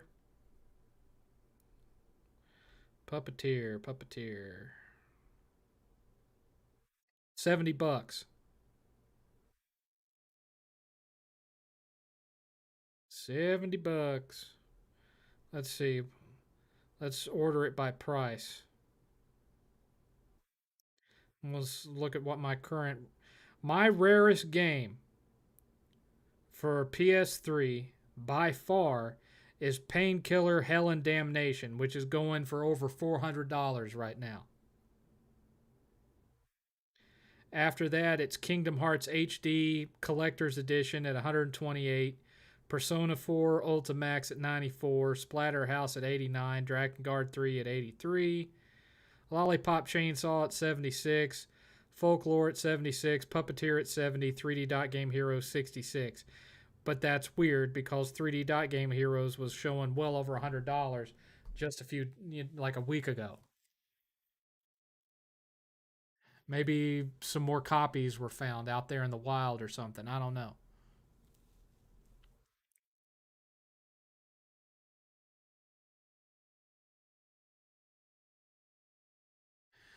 With new consoles, do you think future E3s will start to get better? I doubt it.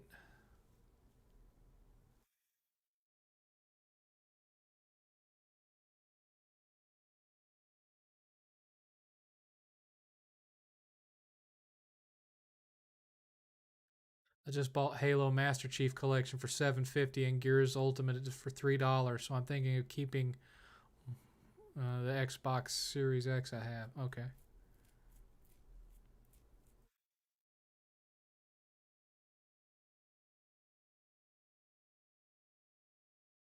Yeah, Painkiller Hell and Damnation sucks, especially on PS3, but it had a low print run, so it's extremely rare. I bought it for like $14 years ago out of a GameStop bargain bin. And it was new. It wasn't a pre-owned copy. Brand new, $14.99.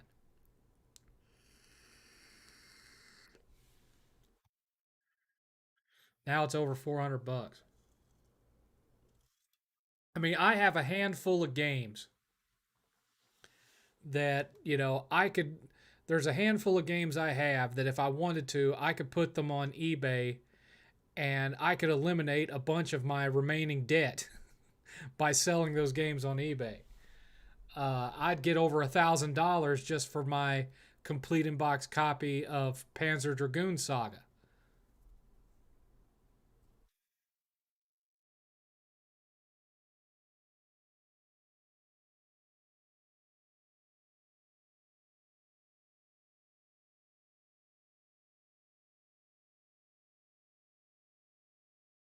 Will PS4 discs ever be worth anything? Yeah, there's PS4 games that are worth money now, like we were talking about Ease 8. Ease 8 is going for like over $100.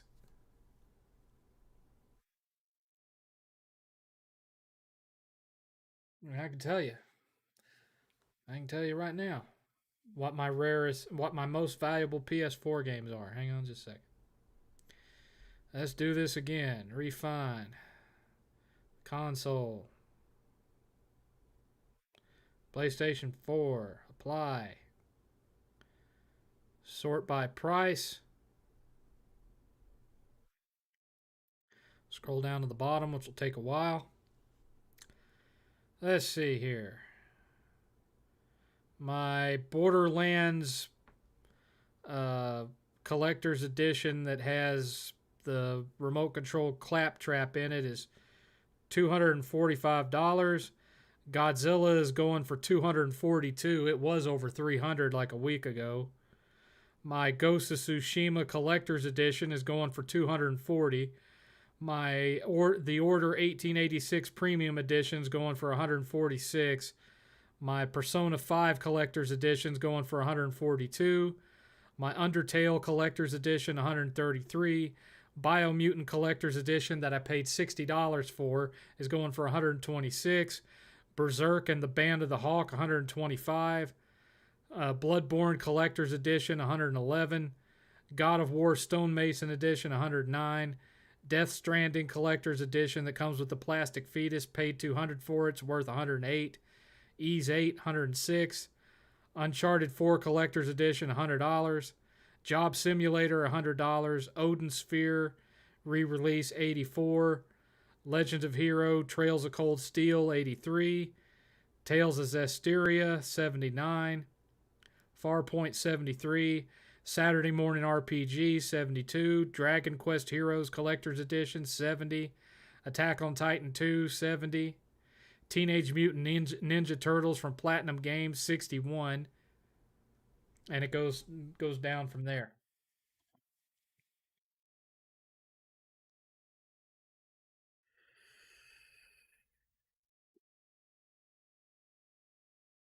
I disagree with the Game Pass model too, but there's not going to be any stopping it because that's the direction that all media is going.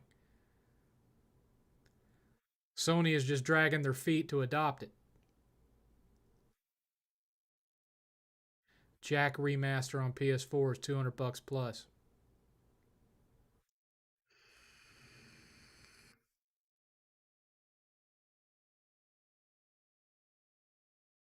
Square Enix held back Final Fantasy 16 and Forspoken. Need a Sony event now. Yeah, tell me about it. Do you think 2022 will be a better year? I don't know.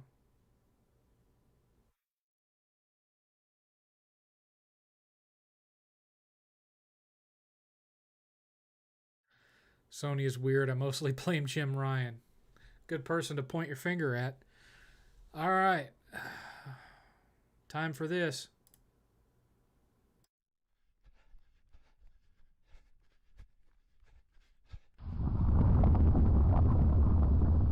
1 hour remaining.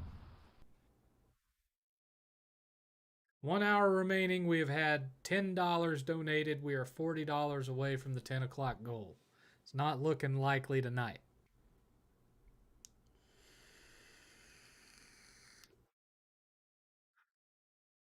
I scored that same deal on Amazon for Biomutant with the figurine, but canceled the delivery because the reviews were dog shit and the game doesn't have a protagonist.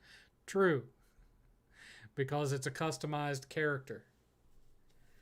And plus, the whole game is narrated like they were trying really hard to have the same narration as Little Big Planet did. And it just doesn't work. It just doesn't work. I mean, I had my fun with it. I beat it. I'm at like 70% towards the plat. Don't know if I'll ever bother with finishing that plat out or not. I don't regret the time I spent playing it. I had fun. But yeah, there's some issues with that game. Still, you know, $59.99 for the collector's edition.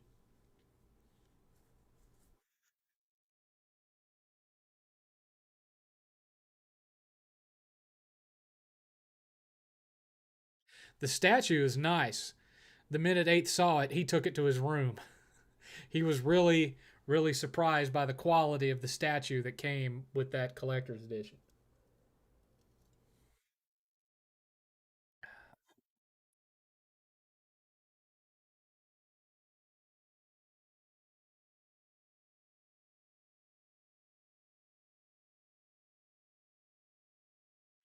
Yeah, Biomutant feels like one of the first decisions they made was how big the open world was going to be.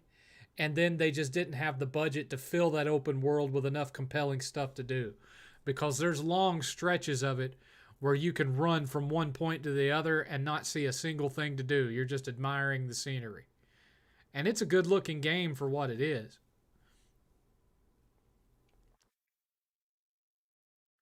Seventh, can you clear something up? I'm getting a Switch for Skyward Sword, but I've heard people say you need Wi Fi to play the Switch. I've also heard you don't. Which is it? My Wi Fi can be quite.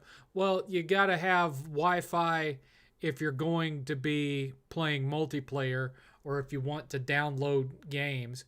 And I would imagine that there are, there's a number of games on the Switch where the whole game isn't stored on the little card. You insert the card and then it downloads the rest of the game. So if you don't have Wi Fi, you're not getting online to download that game. So yeah, you know, technically you don't need Wi Fi, but for a lot of the games you absolutely do. So you might as well say that you do need Wi Fi for the Switch. Thoughts on the Bayonetta series? I liked the first one. Uh, I haven't really played the second one because it was, Wii U. I think we have the second one on Switch. I think I bought it for 8th, but I haven't played it. Maybe we did, maybe we didn't. I know we had it on Wii U. Uh, that's about it, really. I mean, all I can really base my opinion on is the first game, which was good, but I had it on PS3, so of course it had frame rate issues.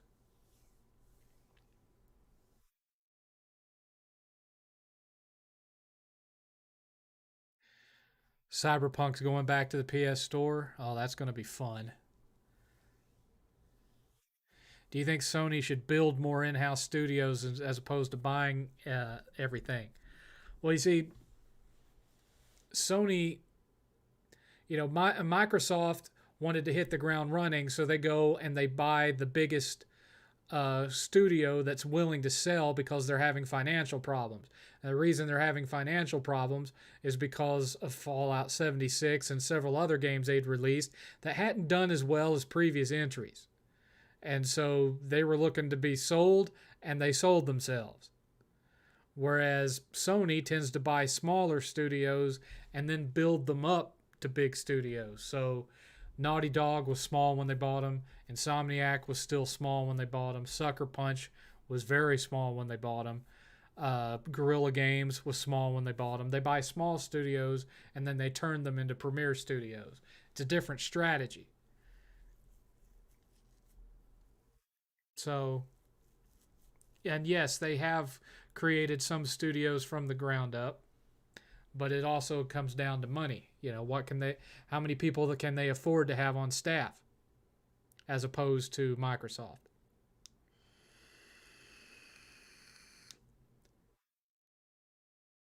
Do you remember your first HD video game? No, I don't. It was something on the PS3. Did you play any Returnal? No, I haven't played it at all. I watched Eighth play it, watched Eighth beat it. That was about it.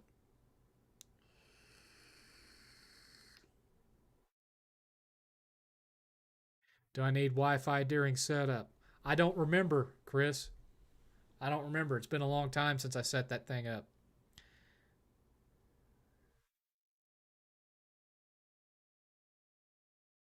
Did you have any thoughts on the PC handhelds? I Neo. No, I haven't had any experience with those.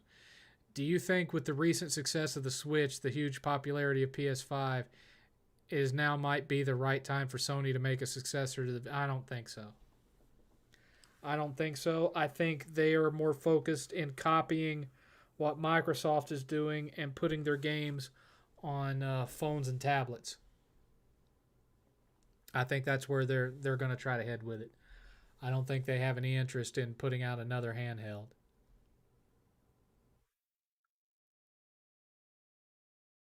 And plus, their studios are going to be busy as it is trying to crank out new titles for for the PS5. They don't have the studio count to have to be putting out compelling first party, unique, exclusive stuff for a handheld and a console. They just don't. Mario 64 is overrated. Do you agree? It wasn't overrated at the time that it came out, but it hasn't aged as well as it could have because of the limitations of the Nintendo 64. It's not the graphics, it's the camera due to only having one analog stick.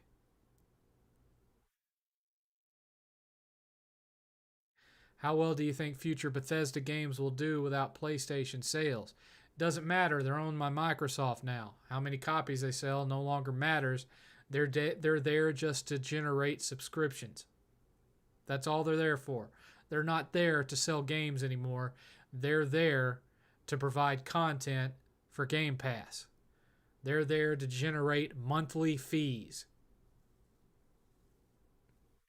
And that's why, Phil Spencer at one point had talked a great deal about his support of the idea of games as a service, because if you have games that are regularly being updated with additional content like that, it keeps people playing those games, which in turn keeps them signed up for Game Pass. Is that to say that nothing is going to be a single player game anymore on Microsoft? No. But I think you will see a focus on that, and that even games that are single player, you're going to see a lot of them that have a games as a service aspect to them.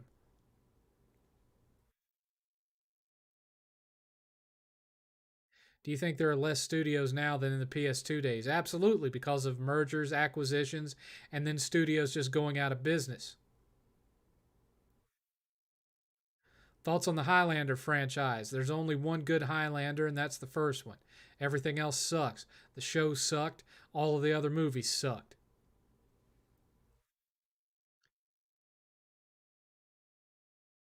Yeah, that most recent Crash game, as I understand it, didn't sell very well. So we probably won't see Crash for again for a while.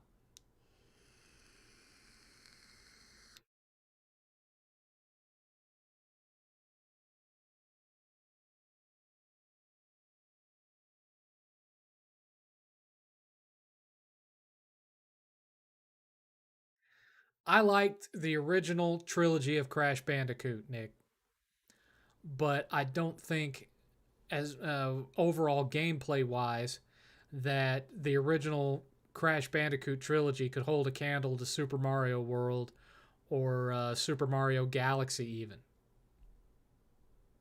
and Super Mario Galaxy 2,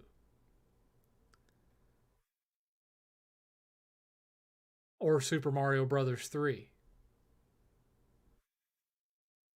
Those were just tremendous games.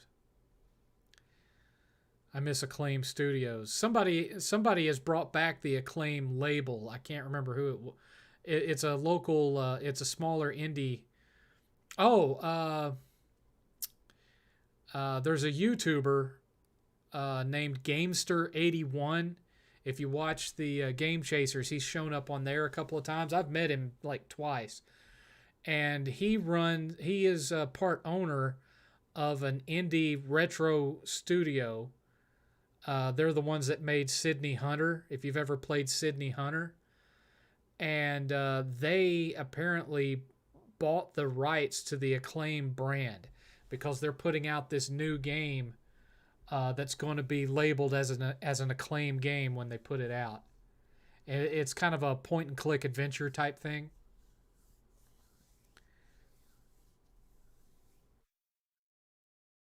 Do you think Gen 3 was the worst gen for gaming? What, like Atari and Coleco and all that? No, because yeah, that's the generation that killed the U.S. market, but it wasn't because of the generation itself. It was because of Atari not having stricter quality control and everyone trying to copy Atari. And so you had just too many options out there and it flooded the market. Nobody knew what to buy. And that's what killed it. I really don't think that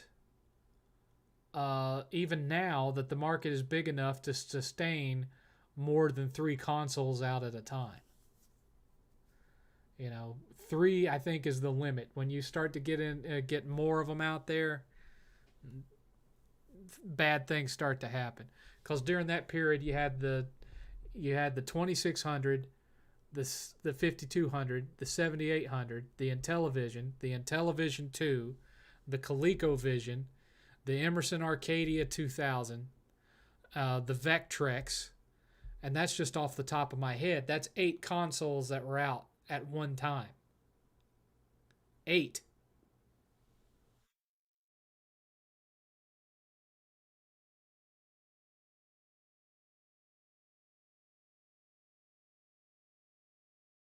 Thoughts on Mortal Kombat as a whole? I liked the first 2, and then I liked 10 fairly well.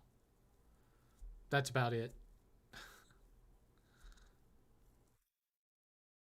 How do you deal with road rage or any others who exhibit road rage? I don't really have road rage. The length of my road rage is I just say, "Oh, you dumbass," and that's as far as I got. Or "What are you doing?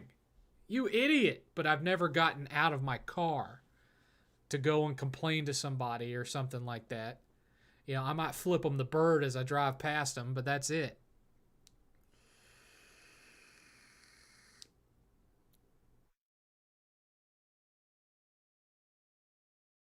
Did you like the Ten Commandments 2006 Doug Race? I don't know what you're talking about.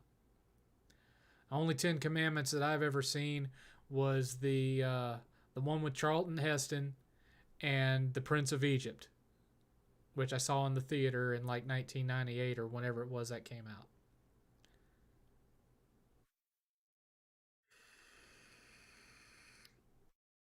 I think this generation is going to be a little bit different than the 360 versus PS3 generation, but I think some of those vibes are going to be there in that Microsoft is making a lot of changes to what they do, and those changes are, uh, in some respects, proving to be popular, and that Sony is going to have to adapt to those changes. They don't have the money to do a straight up copy of what Microsoft is doing because Microsoft is losing money hand over fist with Game Pass. They don't have near enough monthly subscribers to cover the money that they're paying to these publishers to have their games day and date on their service. They're losing money tremendously on this thing right now. I can guarantee you that. Uh, and Sony just doesn't have the funds to be paying these publishers to put their games day and date on a similar service. So I do think Sony will come out with something to compete with it, but it's going to be different because they don't have the money to do it the way Microsoft is doing it.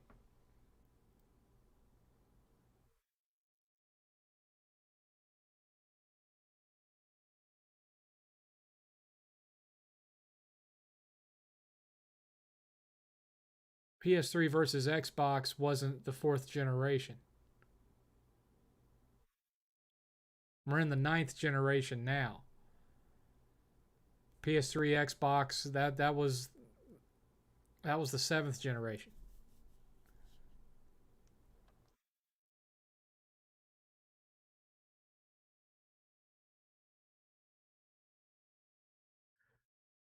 Seventh, will physical media with DVDs always be an option to buy for collectors' purposes, or will DVD for future movies cease to exist entirely? I don't even remember the last time I saw a DVD for sale, other than like in a bargain bin in front of the Walmart a few years ago. I couldn't even tell you the last time I stepped foot in a Walmart. Uh, most everything that I've seen lately was Blu-ray, and every time I've stepped foot into a Best Buy over the last 4 or 5 years, every time I walk in there, their physical media section gets smaller and smaller and smaller. Writing's on the wall.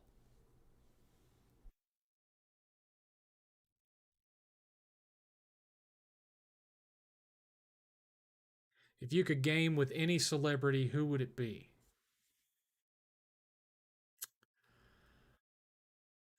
I don't know because I don't know which ones out there are actual gamers. I know Henry Cavill is. That's the first one that comes to mind. So probably Henry Cavill because I know he games. I don't, I know he games. I know Booker T games. I know Snoop Dogg games.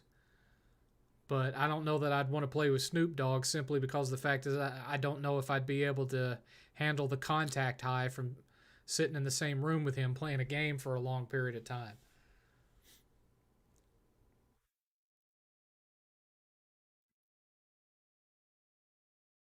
I think the secondhand smoke would start to get to me after a bit.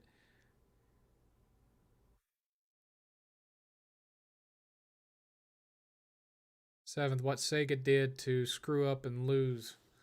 Well, Sega made a lot of bad decisions. They made a lot of bad decisions. They tried to keep the Genesis alive for too long. And I mean, the Super Nintendo stayed on the market after Genesis was out.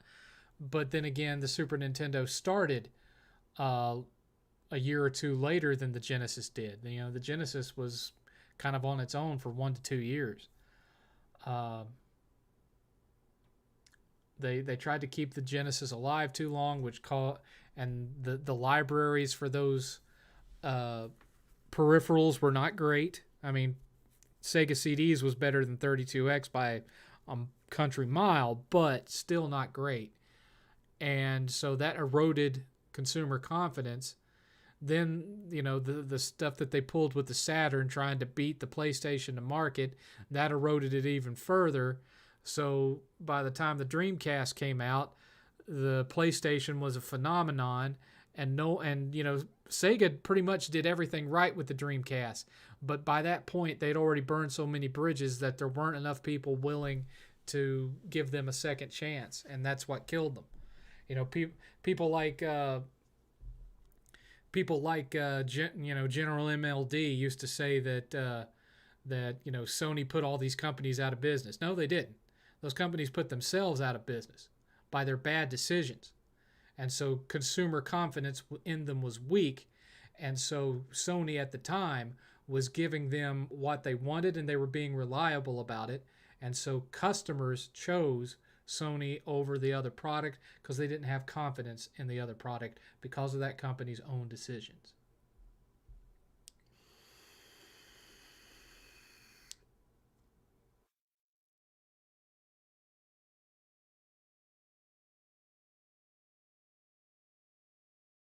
7th, do you think Reggie is a dork?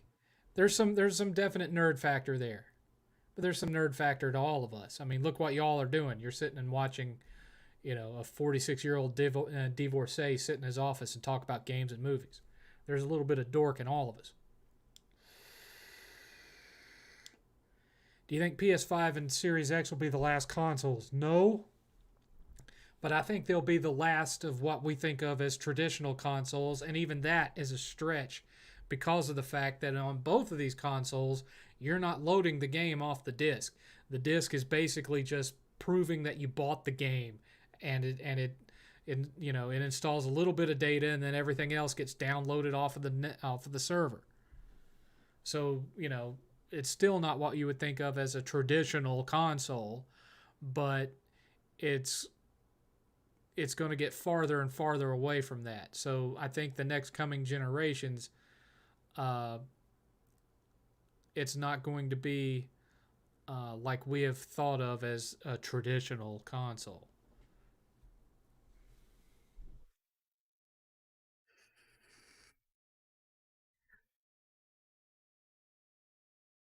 I thought you didn't know who?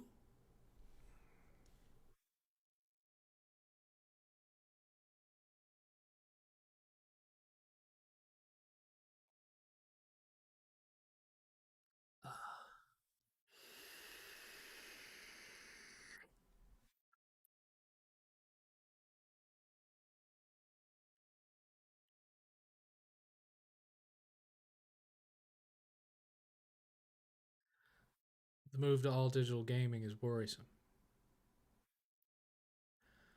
What did you think of Satoru Iwata? Many gamers, and I don't exactly agree with how he ran Nintendo during his tenure, but he always had a great speaking voice and charm. I believe he had a legitimate love for gaming and a love for what he did. Did he make did he always make the best business decisions? No. He made some serious mistakes. Uh but I do feel that he legit loved gaming. He loved Nintendo and he loved what he did for a living.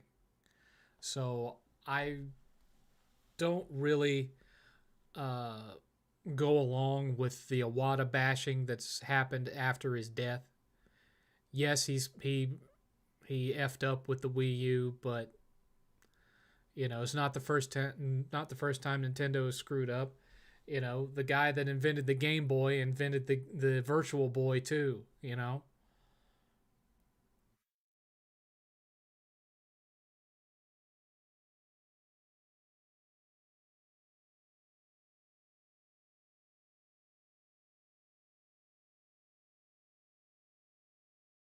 I think because of the fact that, like Eighth just said, at the launch of the PS5, you had two versions you could go with.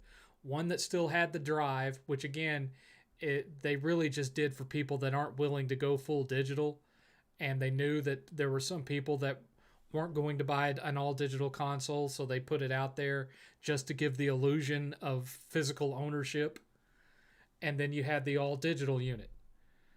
And I think that's basically what you can expect probably with the maybe they'll still hold out with the next generation, but certainly the generation after the next one, all digital, or by then there won't be consoles and it'll just be you sign up for a service on your smart TV. But if there is another console generation after this one, I feel there's a very good chance that basically it's just going to be a set top box for streaming and or downloading games. Just a little box with a controller.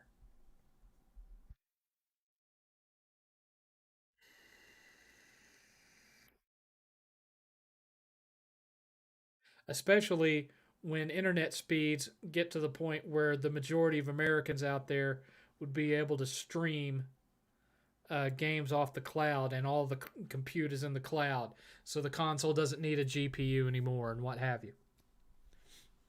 All it's doing is relaying what's being computed, hundreds of miles away.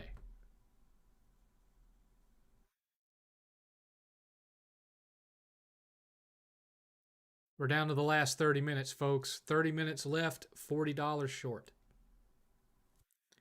Do you remember your first platinum? Yes, it was X-Men Origins Wolverine in 2009.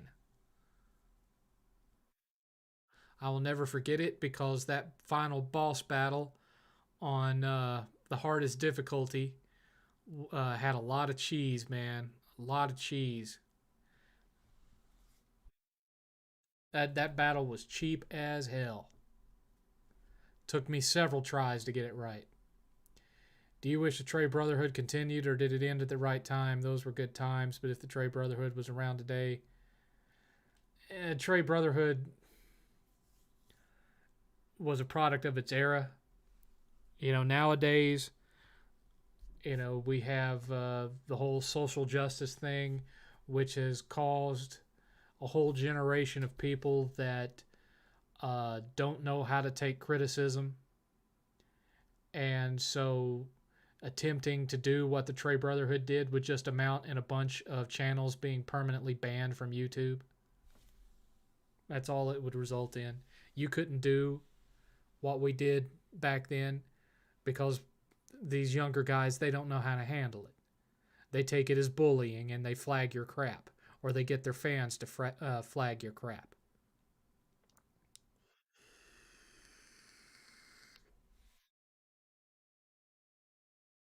And I'm not talking about some of the harsher things that happen, like folks getting doxxed and all that kind of thing. I'm talking about just, you know, here's why you're wrong, or making fun of somebody because, you know, for not in like a sexual orientation way or a racist way, but just making general fun of somebody.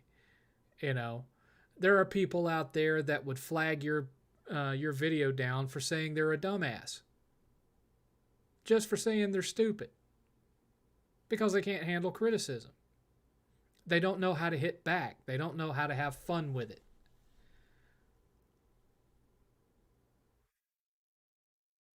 Do you watch the YouTuber Geekdom 101? No. What's your favorite Scream film? I don't like that series.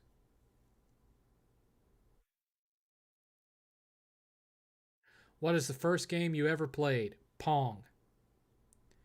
Which do you prefer, Metal Gear Solid 2 or 3? None of them, because I don't like stealth games. Never been a fan of stealth games. I like the action. They're just kind of slow and dull to me. Sneaking around, waiting for the opportunity to walk up behind them and knock them out and all that. It's not my style of play, man.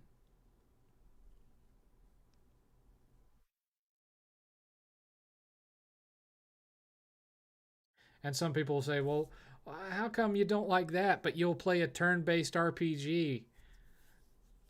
Turn based RPGs are fun for me from a strategic standpoint, but, you know, hiding behind a wall, waiting for a spotlight to go away so I can sneak up behind a guy and press a button, that's, to me, it's just artificially extending the duration of the play. And it's just not, if I'm going to play a third person 3D game like that, I want to be running up and shooting or meleeing somebody. I don't want to be, crawling around inside a cardboard box and stuff like that. And that goes not just for Metal Gear, that goes for anything.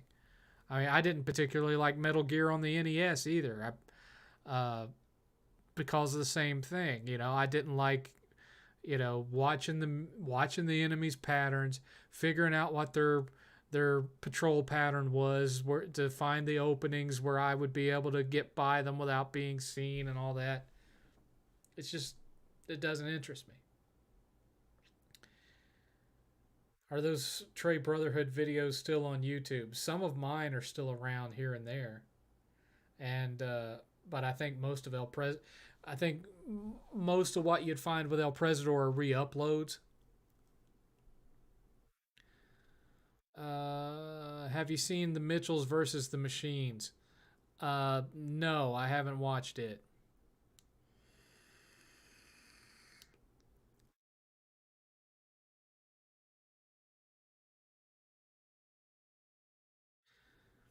I think Blackie figured out that he wasn't stable enough to handle being on YouTube. Not when, he starts pulling firearms out in his videos and stuff.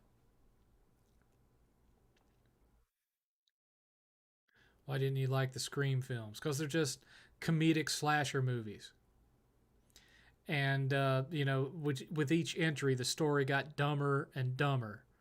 You know, now it's their former teacher that's the killer. Now it's their sister's brother's cousin that's wearing the mask. It got dumb. If you had a gun to your head to play two games you don't like, which would you rather play, Last of Us 2 or Wolfenstein Youngblood? Last of Us 2. At least Last of Us 2's gameplay was on point.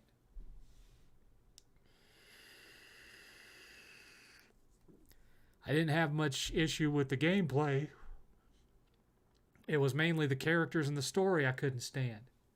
I mean, there were some things that I questioned with the gameplay that you know were little exploits that I figured out throughout that made it probably a lot easier than it should have been. But you know,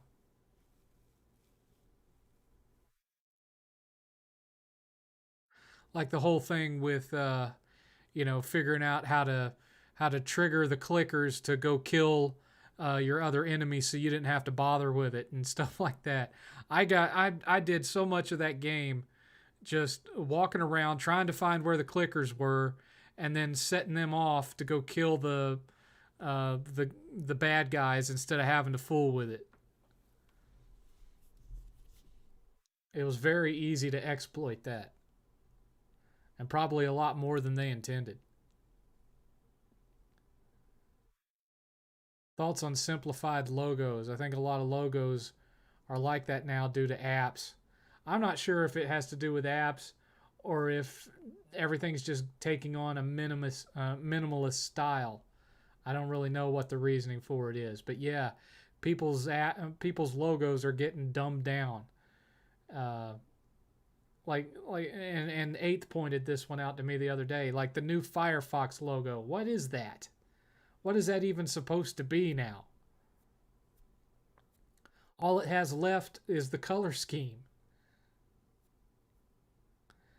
I wonder what 1316 Killer is doing nowadays. He seemed like someone who couldn't live without YouTube. Who knows? Maybe he's trying improvisational stand up. Who knows? I wish Amy Hennig was still at Naughty Dog. So do I. Who was the person who took the Trey Brotherhood stuff too serious? The truth setting you free. And I still, on occasion, talk to Truth every now and again. It's been a couple of years. I think the last time I talked to him was when he uploaded that video that ended up on America's Funniest Home Videos. That was the last time I talked to him. Are you ready to go out to the theaters? Nothing's coming that makes me want to go back to a theater right now. Did you like any survival horror games? I recall you saying you didn't care for the genre. I liked Dead Space 1 and 2. That was about it. Who is your favorite Batman actor? Probably Christian Bale. I mean, he was kind of, I didn't really agree with the vocal choices that he made for being Batman, but he was a great Bruce Wayne.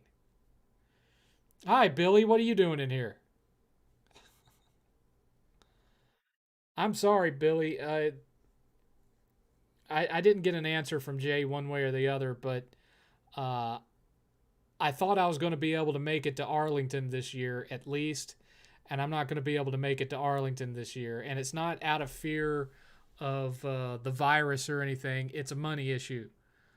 I don't have the money to for the hotel stay, and I'm not going to have the money to pay for gas, food, and all that while we're there, because of the fact that eighth has a new dog.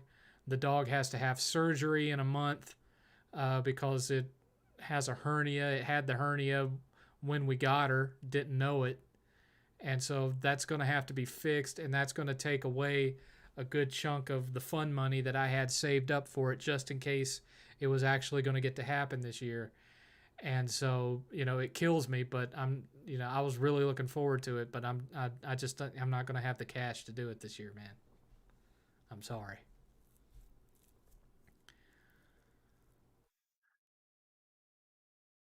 60-minute Iron Man match. Hulk Hogan versus Vince McMahon with Ric Flair as special ref. Would you watch that train wreck of a match? No, not an hour long. Not an hour. Not an Iron Man. I mean, I've watched Hogan and Flair go at it several times, and I've watched Hogan and Vince McMahon, but I wouldn't watch it for an hour. Maybe 15 minutes.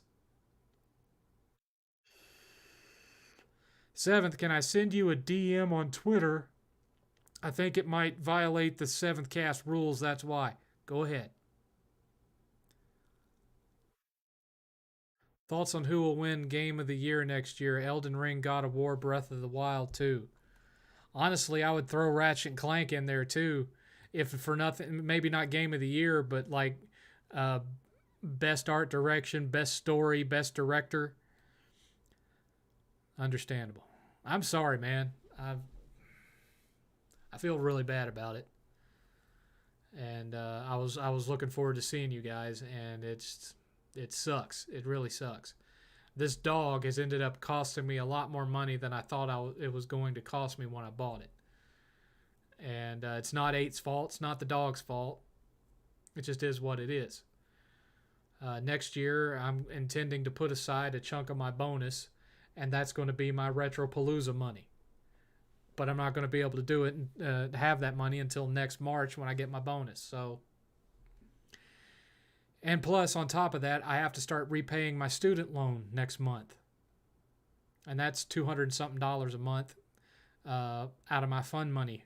So, it is what it is. There's only so much I can do with 60 to 65,000 a year uh, pre-tax after my bonus. It stinks. How's the movie coming along?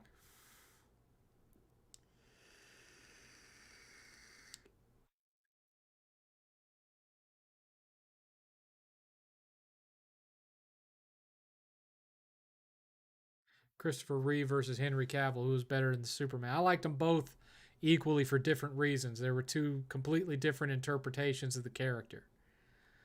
For me, Christopher Reeve will always be Superman, but I liked Henry Cavill's Superman as well.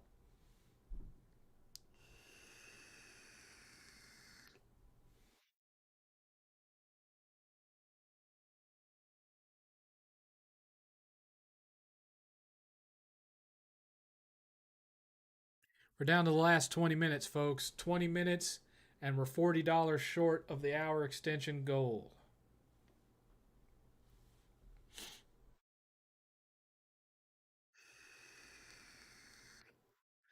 We're not going to be going for longer than 3 hours tonight. It is what it is. It is what it is. We don't do that every weekend. I don't I don't know that I'd want to do it every weekend, to be honest with you. Uh,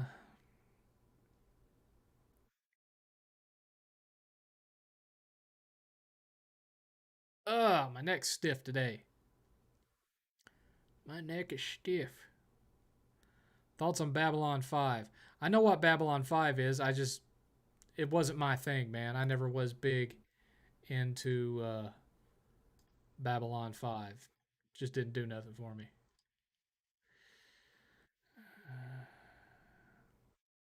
I'm reading your DM now. Hang on. So, seventh. What should I do? I'll bring this up in relation. Should I establish Political news. So much stuff. Okay, so I think Ultra Steel. That's simply going to depend on how visible you've tied your social media to your real life. You know, if those are connections that can easily be made, then that's going to be a problem. If you've done a good job of keeping your anonymity, then not so much a problem. It's really just down to that.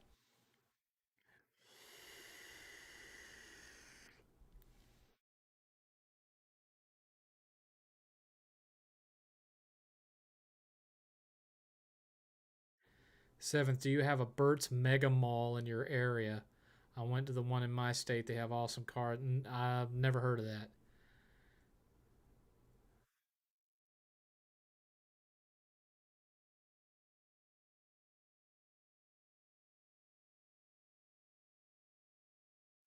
Yeah, I didn't really. Breath of the Wild didn't set the world on fire for me either. Yeah, it was all right, but I mean, you know how I feel about it. I didn't really care for the whole breakable weapons mechanic in a Zelda game,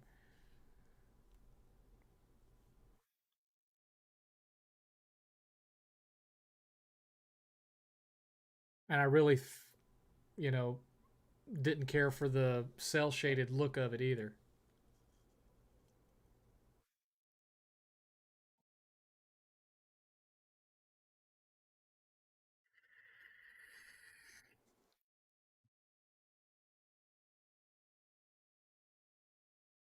Thanks, Seventh. I'll see what I can do. I'm probably just going to update my beliefs on what I think of right now. I want to be fair with everyone, regardless of their political affiliations. That's fine, but you know, don't overthink it. Don't overthink it to the point of overthinking yourself into a corner. You know, I mean, if you've been using your Twitter as this public soapbox to spread your anti-social justice opinions, and you've been very open about it in your workspace, and you've included it in the body of your work insofar as your writing and whatnot, then yeah, it's going to be a problem. You know, everyone knew who the creator of Five Nights at Freddy's was from the get-go, so it didn't take much to figure out, he's doing this and he's doing that, and some people have a problem with it and some don't.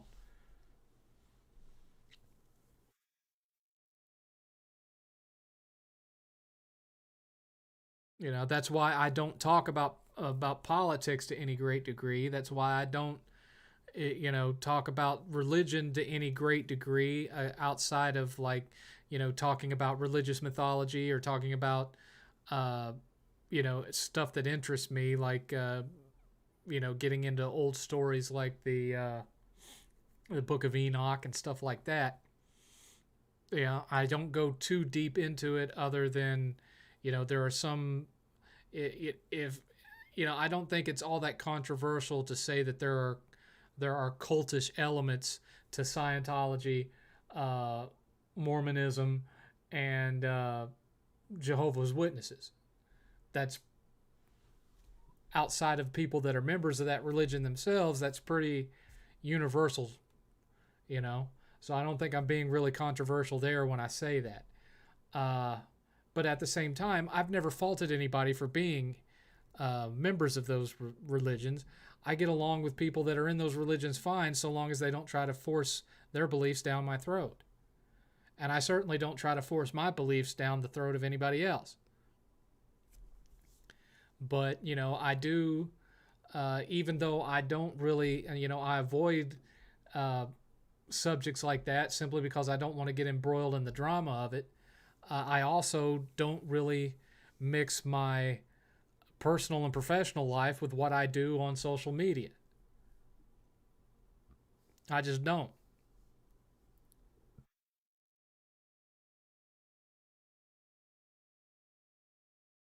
And I mean, it's not about protecting myself at work or whatever. because my job doesn't care. There are people that work in my department that are Twitch streamers and stuff like that. They don't care. I mean, they're not like, you know, uh,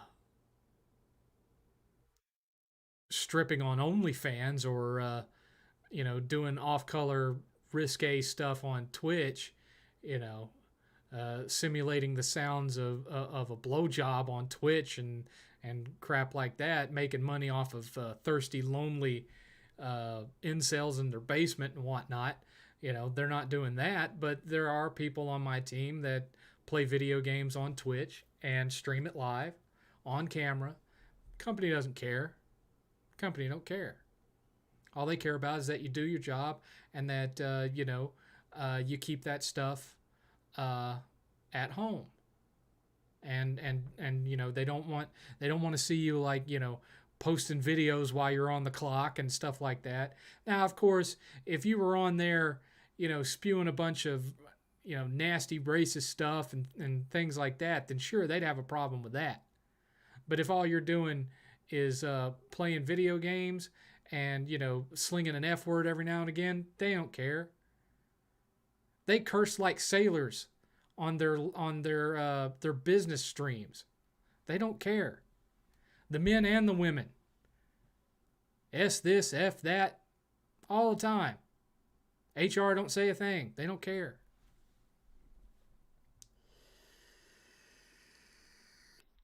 I don't talk about it at work. I don't converse with other people that I know do it at work. We'll talk about it after work, but when I'm on the job, nothing. I'm all business when I'm on the job. I'm doing my thing and then I'm getting off there. And that's it. Because my thing, uh I could make money going to another company. I could make more money going somewhere else. I don't do what I do strictly for the money.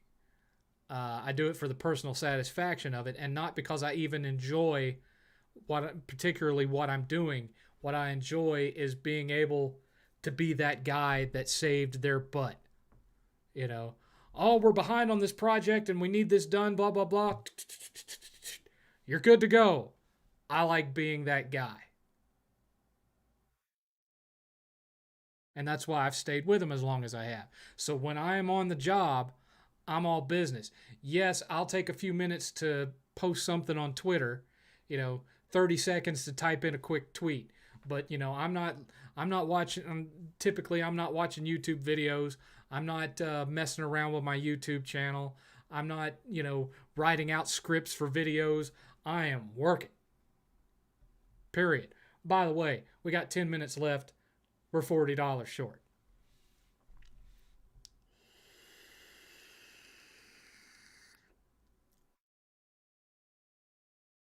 Did the newest Jack and Daxter get canceled for The Last of Us Part 2? No, it's just, because of the fact that they were taking all of their games in a darker, more adult, serious direction, blah, blah, blah. They started coming up with all this concept art for what a modern Jack would look like, and then they decided nobody's going to want this, and they stopped. And then they went to Last of Us 2 instead.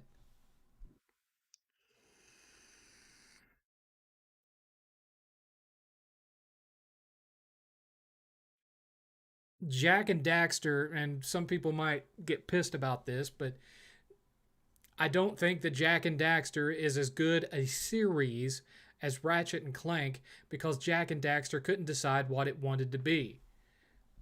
They fundamentally changed the gameplay from the first one to the second one by introducing guns into it. I think they should have left the gameplay the way it was with the first one.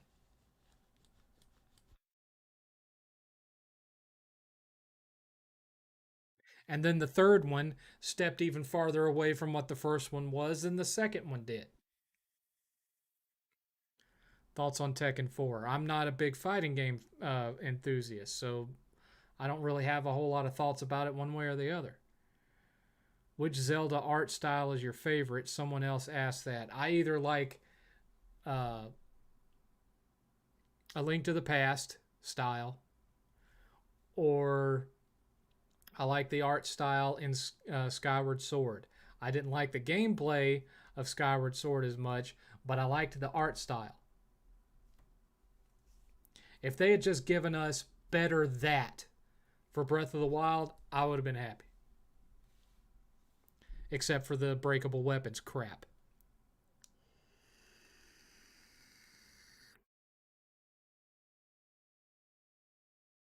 Ultra Steel, if you weren't actively gaming during that generation, it would be easy to confuse Jak and Daxter, Ratchet and Clank,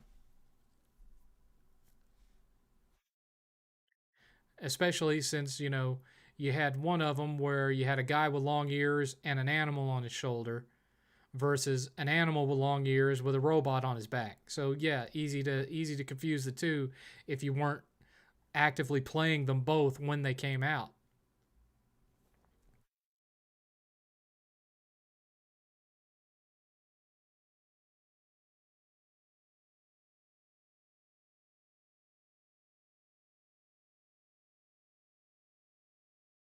I didn't like Wind Waker's art style. I don't like the cell shaded look, just like I don't like Breath of the Wild for the cell shaded look.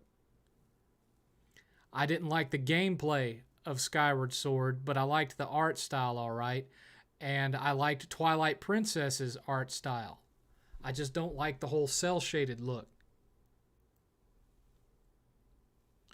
Yeah, the Crack in Time Clank puzzles were a pain in the butt.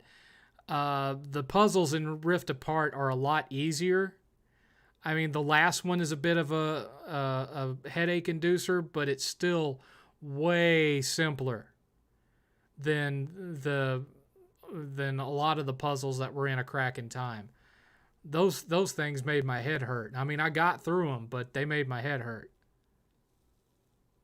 I'm a smart guy, but when you're messing with like time puzzles and stuff like that, I don't like Braid for the same reason. It's just not a puzzle style that appeals to me. I've never been super big on puzzles anyway. I've the closest that I've gotten to liking puzzles would be like Tetris. I liked Tetris all right, and I liked uh, Luminous on PSP, and columns and stuff like that. Uh, Bust a Move and that kind of thing. Uh, Other than that, the closest that I would come to liking puzzle games would be point and click adventures like Maniac Mansion, Day of the Tentacle, that kind of thing. 5 minute warning, everybody. 5 minute warning. $40 short.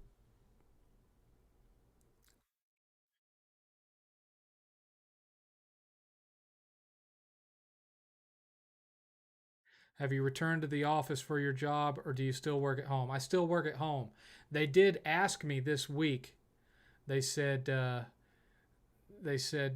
CIO is wanting to know if you want to go back to the office or if you want to still work from home and why. And so I listed all the reasons why I wanted to continue working from home, and that was that. They don't really have a reason for me to go back to an office because the office that they did have us in, they were paying all this money for this big, nice, fancy building, but hardly had anybody in it. It was my team and like two managers, and then all these empty offices. And now all of those people have spent the last year working from home with zero loss of productivity. So why in the world would they want us to go back in that building and continue to pay for it?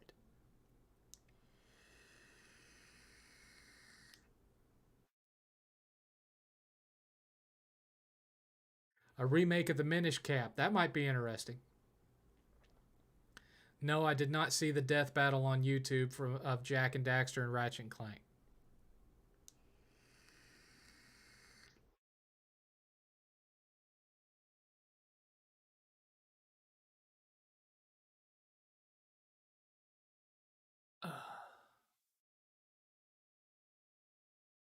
I did not see that one. 3 minute warning, folks. 3 minute warning. Technically, we're already at over 3 hours, but I always start the stream a little early.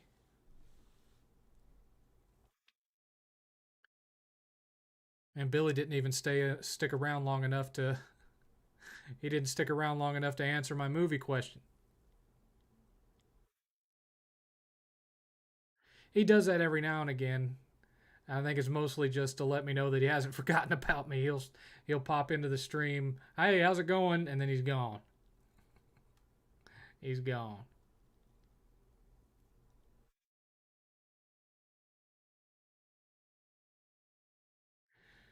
The only thing I ever use GameFly for is to buy used games. When it gets close to Christmas time every year, first place I go is GameFly to see if any of the games that 8th wanted but we didn't buy over the course of the year are on there, and I just buy them all up because they're always in really pristine, nice shape. The cases look brand new, the discs don't have a scratch on them. You know, that's one thing you can say about GameFly. When you buy used from them, without fail, they are in better shape than what I would typically get used at a GameStop.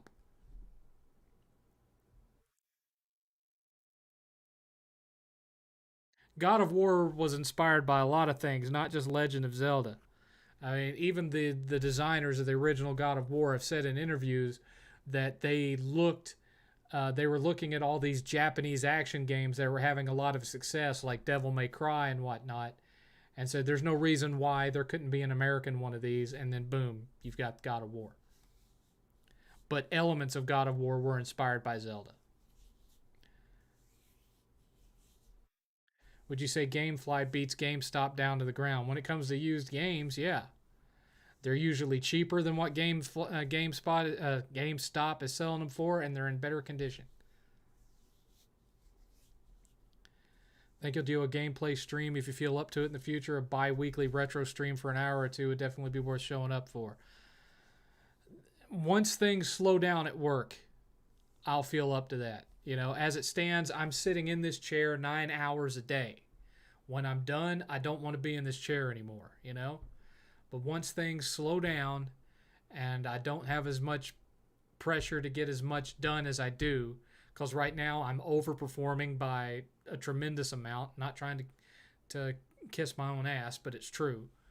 Once I can slow down and I don't have all that on me, then maybe I can go back to that. I don't think they resurface them. I just think that they don't sell them. They don't sell copies that have scratches on them. I think that's really all it is. Anyway, it's 9 o'clock. We didn't reach the donation goal, so this is where we have to part ways. As always, be thinking of all the things that you want to ask me next week. Write them all down. Keep them at your desk side so that you're ready to go next Saturday. Same 7th time, same 7th channel.